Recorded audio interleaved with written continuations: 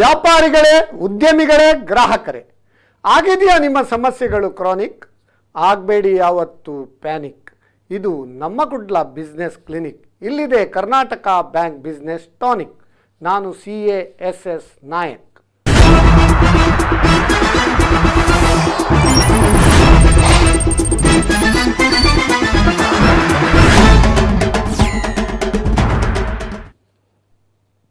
ವೀಕ್ಷಕರೇ, ನಿಮಗೆಲ್ಲರಿಗೂ Karnataka bank business tonic ಇದರ 79ನೇ ಸಂಚಿಕೆಗೆ ಸ್ವಾಗತ. ನಮ್ಮೊಂದಿಗೆ ಇಂದು ಈರ್ವರು ತಜ್ಞರು A to Z of health insurance ಅದರ ಬಗ್ಗೆ ಸಮಗ್ರ ಮಾಹಿತಿಯನ್ನು ನೀಡಲಿದ್ದಾರೆ. ಪ್ರಪ್ರಥಮವಾಗಿ ಅದರ ಮುಂಚೆ ನಾಡ್ದು ಮಂಗಳವಾರ ಕೃಷ್ಣ ಜನ್ಮಾಷ್ಟಮಿ. ಎಲ್ಲ ವೀಕ್ಷಕ ಬಾಂಧವರಿಗೆ ಕೃಷ್ಣ ಜನ್ಮಾಷ್ಟಮಿಯ ಶುಭಾಶಯಗಳನ್ನು ತಿಳಿಸ್ತೇನೆ. ಈ ಸಾರಿ ನನಗೆ ತಿಳಿದ ಪ್ರಕಾರ ಮೊಸರು ಕುಡಿಕೆ ಕಾರ್ಯಕ್ರಮ ಮಾಡೋದು ಸಂಶಯ. ಯಾಕಂದರೆ ಮಾಡಿದರೂ ಅದು ಒಂದು ದೊಡ್ಡ ರೀತಿಯಲ್ಲಿ ವಿಜೃಂಭಣೆಯಿಂದ ಆಚರಿಸಲಿಕ್ಕೆ ಆಗೋದಿಲ್ಲ. ಎಲ್ಲರೂ ದಯವಿಟ್ಟು ನಿಮ್ಮ ಮನೆಯಲ್ಲಿಯೇ ಈ ಎಲ್ಲ ಹಬ್ಬಗಳನ್ನು ಆಚರಿಸಬೇಕಂತಹ ನನ್ನ ಕಳಕಳಿಯ ವಿನಂತಿ. ಸೊ ಇಂದಿನ ವಿಷಯಕ್ಕೆ ಬರುವುದಾದರೆ, ಇಂದಿನ ವಿಷಯ A to Z of health insurance. ವೀಕ್ಷಕರೇ, ಈಗ ಕಳೆದ ಸಂಚಿಕೆಯಲ್ಲಿ ನಾವು A to Z of life insurance ಬಗ್ಗೆ ಡಿಸ್ಕಸ್ ಮಾಡಿದ್ದಾರೆ. ಈಗ ಯಾಕೆ ಇನ್ಶೂರೆನ್ಸ್ ತಗೊಳ್ಬೇಕು, ಯಾವ ರೀತಿಯಲ್ಲಿ ಅದರ ಒಂದು ಪ್ರಯೋಜನ ಪಡಿಬೇಕು, ಇನ್ಶೂರೆನ್ಸ್ ತಗೊಳ್ಳದಿದ್ದರೆ ಏನಾಗ್ತದೆ, ಅದರ ಎಲ್ಲ ಸಾಧಕ ಬಾಧಕಗಳನ್ನು ಇರುವರು ತಜ್ಞರು ಕಳೆದ ವಾರದಲ್ಲಿ ಹೇಳಿದ್ದಾರೆ. ನಮ್ಮ ಪ್ರಧಾನಮಂತ್ರಿ ನರೇಂದ್ರ ಮೋದಿಯವರು ಕೂಡ ಇನ್ಶೂರೆನ್ಸಿನ ಮಹತ್ವ ಹೇಳಿದ್ದಾರೆ. ಈಗ ಅನೇಕ ಯೋಜನೆ, ಸರಕಾರದ ಯೋಜನೆ ಕೂಡ ಉಂಟು. ಅತ್ಯಂತ ಸಣ್ಣ ಪ್ರೀಮಿಯಂನಲ್ಲಿ ಕೂಡ ಕವರ್ ಆಗುವಂತಹ ಅನೇಕ ಇದು ಇನ್ಶೂರೆನ್ಸ್ ಪ್ರೋಗ್ರಾಮ್ ಉಂಟು. ಅದರ ಬಗ್ಗೆ ನಮ್ಮ ತಜ್ಞರೊಂದಿಗೆ ಡಿಸ್ಕಸ್ ಮಾಡುವ. ವೀಕ್ಷಕರೇ, ಈಗ ಈ ಕೋವಿಡ್ ಪೀರಿಯಡ್ನಲ್ಲಿ ಕೂಡ ಜನರಿಗೇನಾಗ್ತದೆ, ಮುಂಚೆ ಇನ್ಶೂರೆನ್ಸ್ ಪಾಲಿಸಿಯನ್ನು ಅವರು ಹೆಲ್ತ್ ಇನ್ಶೂರೆನ್ಸ್ ಪಾಲಿಸಿಯನ್ನು ತಗೊಂಡಿರುವುದಿಲ್ಲ. ಈ ಟೈಮಲ್ಲಿ ಅವರು ಹೆಲ್ತ್ ಇನ್ಶೂರೆನ್ಸ್ ಪಾಲಿಸಿ ತಗೊಳ್ಬೇಕಂತ ಬರ್ತಾರೆ. ಆದರೆ ಇವತ್ತು ಪಾಲಿಸಿ ತಗೊಂಡ ಕೂಡಲೇ ನಾಳೆ ಇಮಿಡಿಯೇಟ್ಲಿಯಿಂದ ನಿಮಗೆ ಅದರದ್ದು ಒಂದು ಫಲ ಸಿಗಬೇಕು, ಕ್ಲೇಮ್ ಸಿಗಬೇಕು ಅಂತ ಹೇಳಿದರೆ ಆಗೋದಿಲ್ಲ. ಅದಕ್ಕೆ ವೆಯ್ಟಿಂಗ್ ಪೀರಿಯಡ್ ಅನ್ನೋದು ಕೂಡ ಉಂಟು. ಸೊ ಆದ್ದರಿಂದ ಪ್ರತಿಯೊಂದು ವಿಷಯದಲ್ಲಿ ಕೂಲಿಂಗ್ ಪೀರಿಯಡ್ ಇರ್ತದೆ, ವೆಯ್ಟಿಂಗ್ ಪೀರಿಯಡ್ ಇರ್ತದೆ. ಈ ಎಲ್ಲ ವಿಷಯಗಳ ಮಾಹಿತಿ ಹೆಲ್ತ್ ಇನ್ಶೂರೆನ್ಸ್ ಬಗ್ಗೆ ದಯವಿಟ್ಟು ನಿಮ್ಮ ಯಾವುದಾದ್ರೂ ಪ್ರಶ್ನೆಗಳಿದ್ದರೆ 08244119090ಗೆ ಕರೆ ಮಾಡ್ಬೋದು. ನಮ್ಮೊಂದಿಗೆ ಇಂದು ಈರುವರು ತಜ್ಞರಿದ್ದಾರೆ. ಪ್ರಪ್ರಥಮವಾಗಿ ನಿಮ್ಮೆಲ್ಲರಿಗೆ ಪರಿಚಿತರಾದವರು, ಯಾಕಂದರೆ ಕಳೆದ ಒಂದು life insurance and health insurance ಒಂದು ಕಾರ್ಯಕ್ರಮ ನಾವು 1 ವರ್ಷದ ಮುಂಚೆ ಮಾಡಿದ್ದೇವೆ. ಆವಾಗ ನಮ್ಮ ಹರೀಶ್ ಪ್ರಭು ಅವರು ಈ ಕಾರ್ಯಕ್ರಮದಲ್ಲಿ ಗೆಸ್ಟ್ ಆಗಿ ಭಾಗವಹಿಸಿದ್ದಾರೆ. ಹರೀಶ್ ಪ್ರಭು ಅವರು MBA, ಆಮೇಲೆ ಅವರು ಪ್ರಸ್ತುತ ಏರಿಯಾ ಮ್ಯಾನೇಜರ್ ಆಗಿ ಸಿಗ್ನಾ TTK ಹೆಲ್ತ್ ಇನ್ಶೂರೆನ್ಸ್ ಕಂಪನಿ ಇದರಲ್ಲಿ ಕಳೆದ 4 ವರ್ಷಗಳಿಂದ ಕಾರ್ಯನಿರ್ವಹಿಸ್ತಾ ಇದ್ದಾರೆ. ಅದಕ್ಕಿಂತ ಮುಂಚೆ ಅವರು 2 ದಶಕಗಳ ಕಾಲ ಇನ್ಶೂರೆನ್ಸ್ನಲ್ಲಿ ಪರಿಣಿತರಂತ ಹೇಳಲಿಕ್ಕೆ ಬಹಳ ಒಂದು ಸಂತೋಷ ಆಗ್ತದೆ. ಅದಕ್ಕೆ ನಾವು ಅವರಿಗೆ ಒಂದು ಇನ್ಶೂರೆನ್ಸ್ ತಜ್ಞರು ಅಂತ ಒಂದು ಕರಿತೇವೆ. ಯಾಕಂದರೆ ನೀವು ಯಾವುದೇ ಪ್ರಶ್ನೆ ಕೇಳಿದರೆ ನಿಮ್ಮ ಪ್ರತಿ ಬಾಲಿಗೆ ಅವರು 4 ಮತ್ತು 6 ಹೊಡೆಯುವ ಕೆಪಾಸಿಟಿ ಉಂಟು. ಆದ್ದರಿಂದ ನಮಗೆ ಅವರನ್ನು ಮಗದೊಮ್ಮೆ ನಿಮಗೆಲ್ಲರಿಗೂ ಯಾವುದೇ ಒಂದು ಡೌಟ್ ಇದ್ದರೆ ಕ್ಲಿಯರ್ ಮಾಡಲಿಕ್ಕೆ ಈ ಒಂದು ಕಾರ್ಯಕ್ರಮಕ್ಕೆ ನಾವು ಸ್ವಾಗತಿಸ್ತಾ ಇದ್ದೇವೆ. ಹರೀಶ್ ಪ್ರಭು, ನಿಮಗೆ ಈ ಕಾರ್ಯಕ್ರಮಕ್ಕೆ ಸಮಸ್ತ ವೀಕ್ಷಕರ ಪರವಾಗಿ ಸ್ವಾಗತ. ಅದೇ ರೀತಿ ನಮ್ಮೊಂದಿಗಿದ್ದಾರೆ ಗಜಾನನ ಭಟ್. ಗಜಾನನ ಭಟ್ಟರು ಅವರ ಬಗ್ಗೆ ಹೇಳುವುದಾದರೆ, is a insurance trainer. Insurance training is very important role in moulding any advisors ಇರ್ಬೋದು, ಅಥವಾ ಅದನ್ನು ಪರಿಚಯ ಮಾಡಿಕೊಡೋದು. ಇವರ MA B.Ed ಆಗಿ 25 ವರ್ಷಗಳ ಕಾಲ ಅವರು ಶಿಕ್ಷಕರು ಹಾಗೂ ಮುಖ್ಯ ಶಿಕ್ಷಕರಾಗಿ ಕಾರ್ಯನಿರ್ವಹಿಸಿದ ಅಪಾರ ಅನುಭವ ಉಂಟು. ಅದಲ್ಲದೆ ಕಳೆದ 4 ವರ್ಷಗಳಿಂದ star health and allied insurance company ಇದರ ತರಬೇತುದಾರರಾಗಿ ಕಾರ್ಯನಿರ್ವಹಿಸ್ತಾ ಇದ್ದಾರೆ. ಇವರ ಚೀಫ್ ಮ್ಯಾನೇಜರ್ ಆಗಿ ಮಂಗಳೂರು, ಶಿವಮೊಗ್ಗ ಹಾಗೂ ಮೈಸೂರು ಏರಿಯಾಗಳ ಜವಾಬ್ದಾರಿ ನಿರ್ವಹಿಸ್ತಾ ಇದ್ದಾರೆ. ಇವರು ಕರ್ನಾಟಕ ರಾಜ್ಯ ವಿಜ್ಞಾನ ಪರಿಷತ್ ಇದರ ಕೂಡ ಸದಸ್ಯರಾಗಿದ್ದಾರೆ ಅಂತ ಹೇಳಲಿಕ್ಕೆ ಬಹಳ ಹೆಮ್ಮೆ ಆಗ್ತದೆ. ಮತ್ತು ಅನೇಕ ಸಾವಿರಾರು ಜನ ಅಡ್ವೈಸರ್ಸಿಗೆ ಟ್ರೈನಿಂಗ್ ಕೊಟ್ಟ ಕೀರ್ತಿ ಇವರಿಗೆ ಸಲ್ತದೆ. ಅದೇ ರೀತಿ ಇವರ ಇನ್ನೊಂದು ಹೆಗ್ಗಳಿಕೆ ಏನಂತ ಹೇಳಿದರೆ, ಹೆಲ್ತ್ ಇನ್ಶೂರೆನ್ಸ್ ಅವೇರ್ನೆಸ್ ಪ್ರೋಗ್ರಾಮನ್ನು ಮೋರ್ ದೆನ್ 100 ಪ್ರೋಗ್ರಾಮ್ ಅವೇರ್ನೆಸ್ ಪ್ರೋಗ್ರಾಮನ್ನು ಅನೇಕ ಬ್ಯಾಂಕ್ಗಳಲ್ಲಿರ್ಬೋದು, ಎಜುಕೇಷನಲ್ ಇನ್ಸ್ಟಿಟ್ಯೂಷನ್ಗಳಲ್ಲಿ ಅದನ್ನು ನಿರ್ವಹಿಸಿ ಸಾವಿರಾರು ಜನರಿಗೆ ಇದರ ಒಂದು ಪ್ರಯೋಜನಗಳನ್ನು ತಲುಪಿಸುವುದರಲ್ಲಿ ಸಫಲರಾಗಿದ್ದಾರೆ ಅಂತ ಹೇಳಲಿಕ್ಕೆ ಬಹಳ ಒಂದು ಸಂತೋಷ ಆಗ್ತದೆ.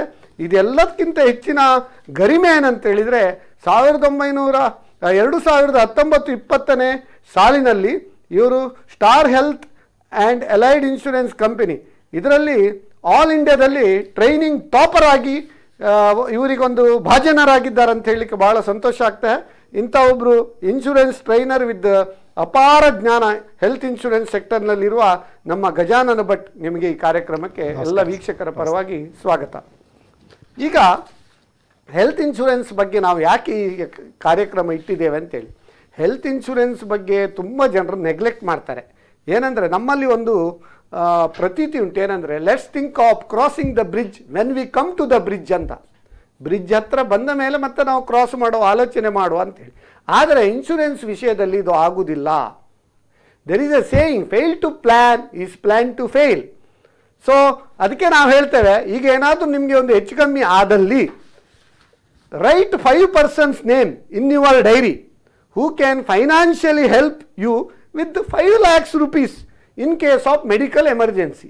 ಏನಾದರೂ ಅರ್ಜೆಂಟ್ ಇದ್ದರೆ, ಏನೋ ಹಾಸ್ಪಿಟ್ಲ್ ಆಗಿದೆ, ಅರ್ಜೆಂಟ್ ಒಂದು 5 ಲಕ್ಷ ಬೇಕಂತ, ಒಂದು 5 ಜನರ ಹೆಸರು ಬರೀರಿ, ನಿಮಗೆ ಕಷ್ಟ ಆಗ್ತದೆ. Forget about 5 people, even 1 name also very difficult ಅಂತ. ಅದು ನೀವು ಯಾಕೆ ಮಾರೆ ಮುಂಚೆ ನಿಮ್ಮ ಹತ್ರ ಮೆಡಿಕ್ಲೇಮ್ ಇಲ್ವಾ, ಅದಿಲ್ವಾ, ಅದೆಲ್ಲ ಈಗ ಹೋಗಿ ಹೀಗೆ ಅಂತ ಏನಾದರೂ ಅವರು ಪ್ರಾಬ್ಲಮ್ ಹೇಳ್ತಾರೆ ವಿನ ಸೊಲ್ಯೂಷನ್ ಕೊಡುವ ಒಂದು ಇದಕ್ಕೆ ಇರುವುದಿಲ್ಲ. ಆದ್ದರಿಂದ ಇಂಥ ಒಂದು ಸಂದರ್ಭದಲ್ಲಿ ನಿಮ್ಮನ್ನು ಶೀಲ್ಡ್ ಮಾಡೋದು ನಿಮ್ಮ ಇನ್ಶೂರೆನ್ಸ್ ಪಾಲಿಸಿ. ಆದ್ದರಿಂದ ಯಾವುದೇ ಒಂದು ಕಾರ್ಯಕ್ರಮ, ಯಾವುದೇ ಒಂದು ಸಂದರ್ಭದಲ್ಲಿ, ಯಾವುದೇ ಒಂದು ಎಮರ್ಜೆನ್ಸಿಯಲ್ಲಿ ನಿಮ್ಮನ್ನು ಶೀಲ್ಡ್ ಮಾಡೋದು ನಿಮ್ಮ ಇನ್ಶೂರೆನ್ಸ್ ಪಾಲಿಸಿ. ಆದ್ದರಿಂದ ದಯವಿಟ್ಟು ಈ ಒಂದು ಕಾರ್ಯಕ್ರಮವನ್ನು ಸಮಗ್ರವಾಗಿ ನೋಡಿ. ಯಾವುದೇ ಸಂದೇಹಗಳಿದ್ದರೆ, ಯಾವುದೇ ಒಂದು ಡೌಟ್ಸ್ ಇದ್ದರೆ ಅದನ್ನು ನಮ್ಮ ಇರುವರು ತಜ್ಞರಲ್ಲಿ ನೀವು ಕರೆ ಮಾಡಿ ನಿಮ್ಮ ಸಂದೇಹಗಳನ್ನು ಪರಿಹರಿಸಬಹುದು. ಪ್ರಪ್ರಥಮವಾಗಿ ನಮ್ಮ ಹರೀಶ್ ಪ್ರಭು ಹೆಲ್ತ್ ಇನ್ಶೂರೆನ್ಸ್ ತಜ್ಞರು, ಇವರನ್ನು ನಾವು ಪರಿಚಯಿಸಿದ್ದೇವೆ. ಪ್ರಪ್ರಥಮವಾಗಿ ಒಂದು ಪ್ರಶ್ನೆ ಕೇಳಿದ್ದು ಹರೀಶ್ ಪ್ರಭು ಅವರೇ, ಈಗ ಹೇಳಿ ಸರ್, ಹೆಲ್ತ್ ಇನ್ಶೂರೆನ್ಸಿಗೂ ಲೈಫ್ ಇನ್ಶೂರೆನ್ಸಿಗೂ ವ್ಯತ್ಯಾಸ ಏನು? ಈಗ ಲೈಫ್ ಇನ್ಶೂರೆನ್ಸ್ ಪಾಲಿಸಿ ಇದೆ, LIC ಪಾಲಿಸಿ ಇರ್ತದೆ, ಅದು LICಯಲ್ಲಿ ಇರ್ಬೋದು, ಬೇರೆ ಬೇರೆ ಇನ್ಶೂರೆನ್ಸ್ ಕಂಪನಿಯಲ್ಲಿ ಇರ್ಬೋದು. ಆವಾಗ ಇನ್ಶೂರೆನ್ಸ್ ಪಾಲಿಸಿ ನಮ್ಮಲ್ಲಿ ಇದ್ದರೆ ಅದರಲ್ಲಿ ಕೆಲವು ಸಾರಿ ಕ್ರಿಟಿಕಲ್ ಇಲ್ನೆಸ್ ರೈಡರ್ ಕೂಡ ಇರ್ತದೆ, ಬೇರೆ ಎಲ್ಲ ಇರುವ, ಪುನಃ ಹೆಲ್ತ್ ಇನ್ಶೂರೆನ್ಸ್ ಬೇಕಾ ಅಂತ ಅದರ ಬಗ್ಗೆ ಒಂದು ಮಾಹಿತಿ ಕೊಡಿ. ಯಾವುದು what is the difference between health insurance and life insurance? ಇಲ್ಲಿ ಹೆಲ್ತ್ ಇನ್ಶೂರೆನ್ಸ್ ಮತ್ತು ಲೈಫ್ ಇನ್ಶೂರೆನ್ಸ್ ಡಿಫರೆಂಟ್ ತುಂಬಾ ಸುಲಭವಾಗಿ ಹೇಳ್ಬೋದು. ಈಗ ಒಬ್ಬನ ಲೈಫ್ ಇನ್ಶೂರೆನ್ಸ್ ಅಂದ್ರೆ compensation of income in case of eventuality ಅಂತ ಹೇಳ್ತಾರೆ. Compensation of income in case of eventuality ಅಂದ್ರೆ ಆ ಮನುಷ್ಯನ ಕೆಲವು ಅವನಿಗೆ ಆಸೆ ಆಕಾಂಕ್ಷೆಗಳು ಇರ್ತದೆ, ಅದು ಅವನು ಇರಲಿ ಇಲ್ಲದೆ ಇರ್ಲಿ, ಆವಾಗ ಅದು ಕಂಪ್ಲೀಟ್ ಆಗ್ಬೇಕು. ಇದ್ದರೆ ಅವನು ದುಡ್ದು ಅದನ್ನು ಕಂಪ್ಲೀಟ್ ಮಾಡ್ತಾನೆ, ಇಲ್ಲದೆ ಇದ್ದಾಗ ಇನ್ಶೂರೆನ್ಸ್ ಮುಖಾಂತರ ಅದು ಕವರ್ ಆಗ್ತದೆ. ಆದರೆ ಹೆಲ್ತ್ ಇನ್ಶೂರೆನ್ಸ್ ಅಲ್ಲಿ ಹೇಗೆ ಆಗ್ತದೆ ಅಂದ್ರೆ compensation of resources at the time of eventuality.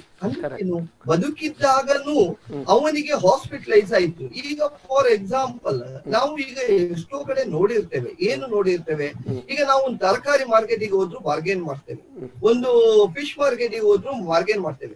ಆದರೆ ಯಾವತ್ತಾದ್ರೂ ಯಾರಾದ್ರೂ ಆಸ್ಪತ್ರೆಗೆ ಹೋದಾಗ ಬಿಲ್ ಇಷ್ಟ ಆಗ್ತದೆ ಅಂತ ಹೇಳಿದಾಗ ಬಾರ್ಗೇನ್ ಮಾಡಿದ್ದು ನಾವು ನೋಡ್ಲಿಲ್ಲ. ನಾವ್ ಏನು ಮಾಡ್ತೇವೆ, ಬಾರ್ಗೇನ್ ಮಾಡಿದ್ರು ಅವರು ಒಪ್ಪುದಿಲ್ಲ, ಬಾರ್ಗೇನ್ ಮಾಡಿದ್ರು ಅವರು ಒಪ್ಪುದಿಲ್ಲ ಹಾಸ್ಪಿಟಲ್ನವರು. ಈಗ ಹಾಸ್ಪಿಟಲ್ನವರು ಇನ್ನೊಂದು ಬೋರ್ಡ್ ಹಾಕ್ಬೋದು, ಏನು ಗೊತ್ತಾ, customer is king, king never bargains ಅಂತ ಬೋರ್ಡ್ ಎಲ್ಲ ಹಾಸ್ಪಿಟಲ್ ನಲ್ಲಿ ಹಾಕ್ಬೋದು. ಅಂತ ಪರಿಸ್ಥಿತಿ ಉದ್ಭವ ಆಗಿದೆ. ಓಕೆ. ಹೌದು. ಆದರೆ ಇನ್ನೊಂದು ಮನುಷ್ಯನಿಗೆ ಭಯನೂ ಇರ್ತದೆ.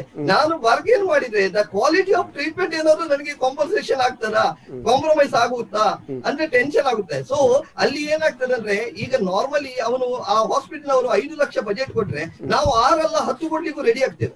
ಯಾಕೆ? ಅಷ್ಟು ಇಂಪಾರ್ಟೆಂಟ್. ಜೀವ ಮುಖ್ಯ ನಾನು ಹೇಳುದು. ಹೌದು, health insurance is very very important. Okay, ಬಹಳ ಒಂದು ಉತ್ತಮವಾಗಿ ವಿವರಣೆ ಕೊಟ್ಟಿದ್ದೀರಿ ಹರೀಶ್ ಪ್ರಭು ಅವರೇ. ಈಗ ನಮ್ಮ ಗಜಾನನ ಭಟ್ಟರನ್ನು ಮಾತಾಡಿಸುವ. ಏನಂತ ಹೇಳಿದ್ರೆ, why you should like to pay your medical, how would you like to pay your medical bills, ಯಾವ ರೀತಿಯಲ್ಲಿ ಪೇಮೆಂಟ್ ಎಲ್ಲ ಮಾಡಬಹುದು ಅದರ ಬಗ್ಗೆ ವಿವರಣೆ ಕೊಡಿ. ಮತ್ತೆ ಯಾಕೆ ಹೆಲ್ತ್ ಇನ್ಶೂರೆನ್ಸ್ ಬೈ ಮಾಡಬಹುದು ಅದರ ಬಗ್ಗೆ ಒಂದು ವಿವರಣೆ ಕೊಡಿ. ಎಲ್ಲ ವೀಕ್ಷಕರಿಗೆ ನಮಸ್ಕಾರ. ಏನಂತಂದ್ರೆ, ಈಗ ನಾವು ಆರೋಗ್ಯ ವಿಮೆಯನ್ನು ಯಾಕೆ ಪಡ್ಕೊಳ್ಬೇಕು? ಬಹಳ ಕಷ್ಟ ಕಾಲದಲ್ಲಿ ನಮ್ಮ ಕೈ ಹಿಡಿದು ಮುನ್ನಡೆಸ್ತಕ್ಕಂಥದ್ದು ನಮ್ಮ ಈ ಆರೋಗ್ಯ ವಿಮೆ. ನಾವೇನೋ ಬ್ಯಾಂಕಲ್ಲಿ ಡೆಪಾಸಿಟ್ ಮಾಡಬಹುದು. ಬ್ಯಾಂಕಲ್ಲಿ ಡೆಪಾಸಿಟ್ ಮಾಡಿದ್ರೆ ಈ ಕಾಯಿಲೆಗಳು ಬಂದಾಗ ಆ ಹಣವನ್ನು ನಾವು ತೆಗಿತಾ ಬರ್ತೇವೆ, ಆ ಡೆಪಾಸಿಟ್ ಎನ್ನುವಂಥದ್ದು ಖಾಲಿ ಆಗ್ತಾ ಬರ್ತದೆ. ಅದಕ್ಕೆ ಬದಲಾಗಿ ನಾವು ಒಂದು ಯೋಜಿತವಾಗಿ ಒಂದು ಆರೋಗ್ಯ ವಿಮೆಯನ್ನ ನಾವು ಮಾಡಿಸಿಕೊಂಡಾಗ ಅದು ಏನ್ ಮಾಡುತ್ತೆ ಅಂತಂದ್ರೆ, ಒಂದು ರೀತಿ ಅಕ್ಷಯ ಪಾತ್ರೆಯ ರೀತಿಯಲ್ಲಿ ನಮಗೆ ನಮ್ಮ ಜೀವನ ಪರ್ಯಂತ, ಈಗ ಸಾಮಾನ್ಯವಾಗಿ ಮಾರಣಾಂತಿಕ ಕಾಯಿಲೆಗಳೆಲ್ಲ ಬಂದಾಗ ಆಗಾಗ ನಾವು ಏನ್ ಮಾಡ್ಬೇಕಾಗತ್ತೆ, ಆಸ್ಪತ್ರೆಗೆ ದಾಖಲಾಗಬೇಕಾಗತ್ತೆ, ಚಿಕಿತ್ಸೆಯನ್ನ ಪಡಿಬೇಕಾಗತ್ತೆ. ಅಂತ ಸಂದರ್ಭದಲ್ಲಿ ನಾವು ಉಳಿತಾಯ ಮಾಡಿದಂತಹ ಹಣವನ್ನ ತೆಗೆದ್ರೆ ಮುಂದಿನ ಜೀವನ ಹೇಗೆ ನಡೆಸೋದು ಎನ್ನುವಂತ ಪ್ರಶ್ನೆ ನಮಗೆ ಉದ್ಭವಿಸ್ತದೆ. ಮತ್ತೆ ಎಷ್ಟೋ ಸಂದರ್ಭಗಳಲ್ಲಿ ಈ ಆಸ್ಪತ್ರೆಯ ಬಿಲ್ಲನ್ನ ಪಾವತಿಸಿ ಉಳಿತಾಯದ ಹಣವನ್ನ ಕಳ್ಕೊಂಡು ಬಡವರಾದಂತಹ ನಿದರ್ಶನಗಳು ಸಹಿತ ಇವೆ. ತಮ್ಮ ಮಕ್ಕಳ ವಿದ್ಯಾಭ್ಯಾಸವನ್ನ ಮೊಟಕುಗೊಳಿಸಿ ಏನು ತುಂಬಾ ಕಡಿಮೆ ಇರತಕ್ಕಂಥ ಫೀಸ್ ಇರತಕ್ಕಂಥ ಶಾಲೆಗಳಿಗೆ ಅಥವಾ ಗೌರ್ಮೆಂಟ್ ಶಾಲೆಗಳಿಗೆ ಸೇರಿಸ್ತಕ್ಕಂಥ ಪರಿಸ್ಥಿತಿಯೂ ಸಹಿತ ಇವತ್ತು ಉದ್ಭವಿಸ್ತಾ ಇದೆ. ಆದ ಕಾರಣ ನಾನು ಹೇಳುವಂತದ್ದು, ಒಂದು ಯೋಜಿತವಾಗಿ ನಮ್ಮ ಸಂಪಾದನೆಯಲ್ಲಿ ಒಂದು ಭಾಗ ಏನಪ್ಪಾ ಅಂದ್ರೆ, ಒಂದು ವರ್ಷದಲ್ಲಿ ನಾವೀಗ 10 ಲಕ್ಷ ಕೂಡ ನಮ್ಮ ಬೇರೆ ಹಾಲಿನ bill, current bill, electricity bill, ಬೇರೆ ಬೇರೆ ಬಿಲ್ ಇದ್ದಾಗೆ ಇದು ಕೂಡ ಇನ್ಶೂರೆನ್ಸ್ ಆಲ್ಸೋ ಒಂದು ಪಾರ್ಟ್ ಅಂತ, ಅದು ಪ್ರಾಮುಖ್ಯತೆಯನ್ನು ತಕೊಂಡು ಅದನ್ನ ನಾವು ಮಾಡ್ಬೇಕಂತ ನೀವು ನೋಡಿ. ನೀವ್ ಹೇಳಿದ್ರಿ ಸರಿ ಅಕ್ಷಯ ಪಾತ್ರೆ ಅಂತ ಹೇಳಿ. ಹೌದು, ಅಂದ್ರೆ ಅಕ್ಷಯ ಯಾಕಂತ ಹೇಳಿ, ನಿಮ್ಮ ಕ್ಷಯ ಬಂದ್ರೆ ಕೂಡ ಅದನ್ನು ಕಾಪಾಡ್ತದೆ. ಆದ್ರಿಂದ ಅದನ್ನ ನಾವು ಅಕ್ಷಯ ಹೇಳ್ಬೋದು. ಈಗ ಒಂದು ವೀಕ್ಷಕರ ಕರೆ ಉಂಟು, ಅಟೆಂಡ್ ಆಗುವ. ಹಲೋ, ನಮಸ್ಕಾರ ಸರ್, ನಾ ರಾಮರಾವ್, ಮಂಗಳೂರು ಕೊಟ್ಟಾರ ಚೌಕಿ. ರಾಮರಾಯರಿಗೆ ನಮ್ಮ ಕರ್ನಾಟಕ ಬ್ಯಾಂಕ್ ಬಿಸ್ನೆಸ್ ಟಾನಿಕ್ ಕಾರ್ಯಕ್ರಮಕ್ಕೆ ಸ್ವಾಗತ. ನಿಮ್ಮ ಪ್ರಶ್ನೆ ಕೇಳಬಹುದಾ? ಆಯ್ತು ಸರ್, ಥ್ಯಾಂಕ್ಸ್. ತಾವೀಗ ಹೇಳಿದ ಹಾಗೆ ಇದೊಂದು ಅಕ್ಷಯ ಪಾತ್ರೆ ಕರೆಕ್ಟ್ ಆಗಿ ಹೇಳಿದ್ರೆ, ನಾನು ಪ್ರಶ್ನೆ ಇಂಗ್ಲಿಷ್ ಕೇಳ್ತೇನೆ. ಕೇಳಿ. ಇನ್ case of cashless claim, patient has to wait in the hospital. Normal complaint is that there is a delay by insurance company to give the decision. In some cases, treatment has to be done within the golden hour. Second question, if all the claim documents submitted are correct, within what time claim has to be settled? In case of dispute or delay, whether IRDA will entertain our claim? Can we go to consumer forum or court of law? Third one, in case of group insurance by the company, whether separate personal health insurance is possible. If one resigns the job, personal health insurance may be helpful. Fourth one, why can't health insurance company motivate all business establishments and companies, service firms to popularize group insurance? It will be a win-win situation for both insurance company and to the insurer. Fifth one, whether major illness like cancer, heart problem, kidney problem are covered. If so, whether premium is extra. In Karnataka Bank, Corona insurance policy maximum age is 65 years. What is the maximum age in respect of other health insurance companies? Thank you, sir. Okay. ಬಹಳ ಒಂದು ನಮ್ಮ ರಾಮರಾಯರು Mangalore ಪ್ರೊಡಕ್ಟಿವಿಟಿನ council ಅಧ್ಯಕ್ಷರಾಗಿ ನಾವೆಷ್ಟು prepare ಮಾಡ್ತಾರೆ ಅದಕ್ಕಿಂತ ಉತ್ತಮವಾಗಿ prepare ಮಾಡಿ ಪ್ರಶ್ನೆ ಕೇಳ್ತಾರೆ. ಈಗ ಹರೀಶ್ ಪ್ರಭು ಅವರೇ, what are the major illness covered in your health insurance? ಇದರಲ್ಲಿ ನೀವು ಯಾವುದಂದ್ರೆ, ಯಾವುದು ಕವರ್ ಆಗುದಿಲ್ಲ ಹೇಳಿದ್ರೆ ಸುಲಭ, ಯಾಕಂದ್ರೆ ಕವರ್ ಆಗುದು ತುಂಬಾ ಉದ್ದ ಲಿಸ್ಟ್ ಇರ್ಬೇಕಲ್ವಾ. ಯಾವುದು ಮಾಡಬಾರ್ದಂತ ಹೇಳಿದ್ರೆ ಬೇರೆ ಎಲ್ಲ ಮಾಡಬಹುದಂತ ಅರ್ಥ. ಸೊ ಯಾವುದೆಲ್ಲ ಇದರಲ್ಲಿ ನಿಮ್ದು ಕವರ್ ಆಗುದಿಲ್ಲ ಅಂತ ಹೇಳಿದ್ರೆ ಮತ್ತೆ ಯಾವ್ದು ಕವರ್ ಆಗ್ಬಹುದು ಅದ್ರ ಬಗ್ಗೆ ಕೂಡ ಒಂದು ಹೇಳಿದ್ರೆ ಉತ್ತಮ ಇತ್ತು. ಹೇಳಿ. ನೋಡಿ, ಹೆಲ್ತ್ ಇನ್ಶೂರೆನ್ಸ್ ಅಲ್ಲಿ ಕವರ್ ಆಗುದಿಲ್ಲ ಅಂದ್ರೆ ಒಂದು ಕೆಲವು ಸ್ಟ್ಯಾಂಡರ್ಡ್ ಲಿಮಿಟ್ ಗಳು ಇರ್ತವೆ. ಲೈಕ್ ಇವಾಗ ಏನಾಗ್ತದೆ, ಈ HIV, ಆಮೇಲೆ ನಿಮ್ಮದು ಈ ಡ್ರಂಕನ್ ಇಫೆಕ್ಟ್ಸ್, ಅಂದ್ರೆ ಈಗ ಜಾಸ್ತಿ ಕುಡಿದು ಅದರಿಂದಾಗಿ ಇಫೆಕ್ಟ್ಸ್. ಅಲ್ಲ, ಅದು ಕಾನೂನು ಬ್ರೇಕ್ ಮಾಡಿದ್ರೆ. ಅಲ್ಲಲ್ಲ, ಅದು ಕಾನೂನು ಬ್ರೇಕ್ ಮಾಡಿದ್ರೆ ಅದನ್ನೇ ಹೇಳಿ. ಹೌದು, ಅದು ಬಿಟ್ರೆ ಬೇರೆ ಯಾವ್ದು ಕವರ್ ಆಗುದಿಲ್ಲ ಅಂತ ಇಲ್ಲ. ಆದರೆ ಪ್ರಾಬ್ಲಮ್ ಏನಾಗ್ತದೆ ಅಂದ್ರೆ ಕೆಲವರಿಗೆ ಮುಂಚೆನೆ ಕಾಯಿಲೆ ಇರ್ತದೆ, ಅವರಿಗೆ PED ಅಂತ ಹೇಳ್ತಾರೆ, ಪ್ರೀ ಎಕ್ಸಿಸ್ಟಿಂಗ್ ಡಿಸೀಸ್ ಅಂತ. ಅಂದ್ರೆ ಅವರು ಮೊದ್ಲೇ ಅದನ್ನು ಇನ್ಶೂರೆನ್ಸ್ ಮಾಡಿರುವುದಿಲ್ಲ. ಆದ್ರೆ ಅವ್ರು ಏನ್ ಮಾಡ್ತಾರೆ ಅಂದ್ರೆ ಬಂದಾಗ ಬಂದು ಬೇಕು ಅಂತ ಅದು ಹೇಳ್ತಾರಲ್ಲ, ಸಂಕಟ ಬಂದಾಗ ವೆಂಕಟರಮಣ ಅಂತ ಹೇಳಿ. ನೀವು ವೆಂಕಟರಮಣ ಅಂತ. ಆವಾಗ ಏನಾಗ್ತದೆ ಅಂದ್ರೆ ಆವಾಗ ಕಂಡೀಷನ್ ಕೆಲವುಗಳು ಕವರ್ ಆಗ್ತವೆ, ಕೆಲವು ಆಗುದಿಲ್ಲ. ಲೈಕ್ ಕ್ರಾನಿಕಲ್ ಡಿಸೀಸ್ ಅಂದ್ರೆ ಆ ಮನುಷ್ಯನಿಗೆ ಆ ಕಾಯಿಲೆ ಹೋಗುದೇ ಇಲ್ಲ, ಅದರಿಂದಾಗಿ ತುಂಬಾನೇ ಮುಂದೆ ಅವನಿಗೆ ಕ್ಲೇಮ್ ಬರ್ತದೆ. ಇಂಥ ಪರಿಸ್ಥಿತಿ ಬಂದಾಗ ಕಂಪನಿ ಕಡೆಯಿಂದ ಹೆಚ್ಚಿನ ಕಡೆಯವರು ಏನ್ ಮಾಡ್ತಾರೆ ಅಂದ್ರೆ ರಿಜೆಕ್ಟ್ ಮಾಡ್ತಾರೆ, ನೆಗೆಟಿವ್ ಪ್ರೊಫೈಲ್ ಅಂತ ಹೇಳ್ಬಿಡ್ತಾರೆ. ಆದರೆ ಕೆಲವು ಡಿಸೀಸ್ಗಳು ನಾನು ಒಪ್ಕೊಂಡು ಕವರ್ ಮಾಡ್ಲಿಕ್ಕೆ ರೆಡಿ ಇರ್ತೇನೆ, ಬಟ್ ವೇಟಿಂಗ್ ಪೀರಿಯಡ್ ಕೊಡ್ತೀನಿ, ಅಂದ್ರೆ ಇಷ್ಟು ಸಮಯ ನಾನು ಕೊಡುದಿಲ್ಲ, ಇಷ್ಟು ಸಮಯದ ನಂತರ ಕೊಡ್ತೇನೆ ಅಂತ. ಕಾರಣ ಇಷ್ಟೇ, ಆ ಎಕ್ಸ್ಟ್ರಾ ಪ್ರೀಮಿಯಂ ಏನು ಅವನು ಲೋಡಿಂಗ್ ಕಟ್ಟಿ ಅವನು ವೇಟಿಂಗ್ ಪೀರಿಯಡ್ ಯಾಕೆ ಮಾಡ್ಬೇಕು ಅಂದ್ರೆ, ಈಗ ಫಾರ್ ಎಕ್ಸಾಂಪಲ್ ಒಂದು ಗ್ರೂಪ್ ಇರುತ್ತೆ, 3 ಜನ ಇರ್ತಾರೆ, 3 ಜನನು 45 ವರ್ಷ. ಈ 3 ಜನಕ್ಕೂ ಪ್ರೀಮಿಯಂ ಒಂದೇ ಇರುತ್ತೆ. ಆದ್ರೆ ಒಬ್ಬನಿಗೆ ಅದರಲ್ಲಿ ಕ್ರಾನಿಕಲ್ ಡಿಸೀಸ್ ಇರ್ತದೆ, ಅವನಿಗೆ ಒಂದು BP ಇರ್ಬೋದು, ಶುಗರ್ ಇರ್ಬೋದು, ಅಥವಾ ಬೇರೆ ಏನಾದ್ರು ಕ್ರಾನಿಕಲ್ ಡಿಸೀಸ್ ಇರ್ಬೋದು. ಅವನು ನಾವು ಈ ಇಬ್ಬರನ್ನು ಕಂಪೇರ್ ಮಾಡುವಾಗ ಆ 3ನೇವನು ಸಪರೇಟ್ ಆಗಿ ಇಡ್ಬೇಕಾಗ್ತದೆ. ಯಾಕಂದ್ರೆ ನಾಳೆ ಕ್ಲೇಮ್ ರೇಷಿಯೋ ಅವನಿಗೆ ಜಾಸ್ತಿ, ಈ ಇಬ್ಬರಿಗೆ ಕಮ್ಮಿ. ಸೊ ಅವನಿಂದಾಗಿ ಇವರ ಪ್ರೀಮಿಯಂ ಮೇಲೆ ಇಫೆಕ್ಟ್ ಬರಬಾರ್ದು ಅಂತ ಅವನಿಗೆ ಎಕ್ಸ್ಟ್ರಾ ಪ್ರೀಮಿಯಂ ಕೊಟ್ಟು ವೇಟಿಂಗ್ ಪೀರಿಯಡ್ ತಗೊಂಡು ಅವರಿಗೆ ನಾವು ಕವರೇಜ್ ಕೊಡ್ತೇವೆ. ಕೊಡುವುದಿಲ್ಲ ಅಂತ ಇಲ್ಲ, ಆದರೆ ಕಂಡೀಷನ್ ಅಪ್ಲೈ. ಓಕೆ, ಬಹಳ ಒಂದು ಉತ್ತಮವಾಗಿ ಅಪ್ಲೈ ಮಾಡಿದ್ರೆ ಕಂಡೀಷನ್ಸ್ ಅಪ್ಲೈ. ಸರ್, ಈಗ ನಿಮ್ಮದು insurance is based on principle of good faith ಅಲ್ವಾ? Principles of good faith. ಜನರು ಪಾಲಿಸಿ ತಗೊಳ್ಳೋರು ಕೂಡ ಕಂಪನಿ ಮೇಲೆ ಗುಡ್ ಫೇತ್ ಇರಬೇಕು. ಕಂಪನಿಯವರು ಕೂಡ ಅಂಡರ್ಟೇಕಿಂಗ್ ತಗೊಳ್ತಾರೆ, ಕೆಲವೊಂದ್ರೆ up to certain ceiling medical checkup ಕೂಡ ಇರುವುದಿಲ್ಲ, ಅವರ ಒಂದು ಅಂಡರ್ಟೇಕಿಂಗ್ ಮೇಲೆ ತಗೊಳ್ತಾರೆ. ಇದರ ಬಗ್ಗೆ ನಿಮ್ಮ ಒಂದು ಮಾಹಿತಿ ಕೊಡ್ಬೋದಾ? ಖಂಡಿತವಾಗಿಯೂ. ಏನಪ್ಪ ಅಂತ ಕೇಳಿದರೆ, ಆರೋಗ್ಯ ವಿಮೆ ಎನ್ನುವಂಥದ್ದು ಒಂದು ಅಟ್ಮೋಸ್ಟ್ ಗುಡ್ ಫೇತ್ ಅಂತ ಹೇಳ್ತೇವೆ ನಾವು. ಅತಿಯಾದಂಥ ನಂಬಿಕೆ, ಪರಸ್ಪರವಾಗಿ ನಾವು ಈಗ ಒಬ್ಬ ಅಡ್ವೈಸರ್ ಹೋದರೆ ಅವನು ಗ್ರಾಹಕನನ್ನು ನಂಬ್ತೇವೆ, ಗ್ರಾಹಕ ಅಡ್ವೈಸರ್ನನ್ನು ನಂಬಬೇಕು. ಯಾರೂ ಸಹಿತ ಯಾವುದನ್ನು ಸಹಿತ ಅಲ್ಲಿ ಹೈಡನ್ನು ಮಾಡಬಾರ್ದು, ಯಾವುದನ್ನು ಸಹಿತ ಹೇಳದೆ ಅದನ್ನು ಇಡಬಾರ್ದು. ಈಗ ಉದಾಹರಣೆಗೆ BP ಇರ್ತದೆ, ಶುಗರ್ ಇರ್ತದೆ, ಮಾತ್ರೆ ತಕೊಂಡು ಮೆಡಿಕಲ್ ಚೆಕ್ಅಪ್ ಮಾಡ್ತಾರೆ, ಆವಾಗ ಗೊತ್ತಾಗುದಿಲ್ಲ. ಅಂತ ಟೈಮಲ್ಲೆಲ್ಲ ಬಾರಿ ಕಷ್ಟ. ಹೌದು. ಏನಪ್ಪಾ ಅಂತ ಕೇಳಿದ್ರೆ, ಒಂದು ಆರೋಗ್ಯದ ಸ್ಥಿತಿಗತಿಗಳನ್ನ ಮತ್ತು ದೈಹಿಕವಾಗಿ ಯಾವುದೇ ನ್ಯೂನತೆಗಳಿದ್ದ ಇಲ್ಲ, ಅದು ಎಲ್ಲದನ್ನೂ ಸಹಿತ ಪ್ರಪೋಸಲ್ ಫಾರ್ಮ್ನಲ್ಲಿ ಅವರು ಬರೀಲೇಬೇಕು. ಆವಾಗ ಅದನ್ನ ಏನ್ ಮಾಡ್ತಾರೆ, ಸಾಮಾನ್ಯವಾಗಿ ಈ ಒಂದು ಹೆಲ್ತ್ ಇನ್ಶೂರೆನ್ಸ್ ಅಲ್ಲಿ ಒಂದು ಮೆಡಿಕಲ್ ಅಂಡರ್ ರೈಟಿಂಗ್ ಟೀಮ್ ಅಂತ ಇರುತ್ತೆ, ಅವರು ಅದನ್ನ ಸ್ಕ್ರೂಟಿನಿ ಮಾಡಿಬಿಟ್ಟು ಅಲ್ಲಿ ಯಾವ್ಯಾವುದಕ್ಕೆ ವೇಟಿಂಗ್ ಪೀರಿಯಡ್ ಅಪ್ಲೈ ಆಗುತ್ತೆ, ಏನು ಕಾಯುವಿಕೆ ಅವಧಿ ಅಂತ ನಾವು ಕನ್ನಡದಲ್ಲಿ ಕರಿತೇವೆ, ಅದು ಅಪ್ಲೈ ಆಗುತ್ತೆ ಅನ್ನುವಂಥದ್ದನ್ನ ಹೇಳ್ತಾರೆ.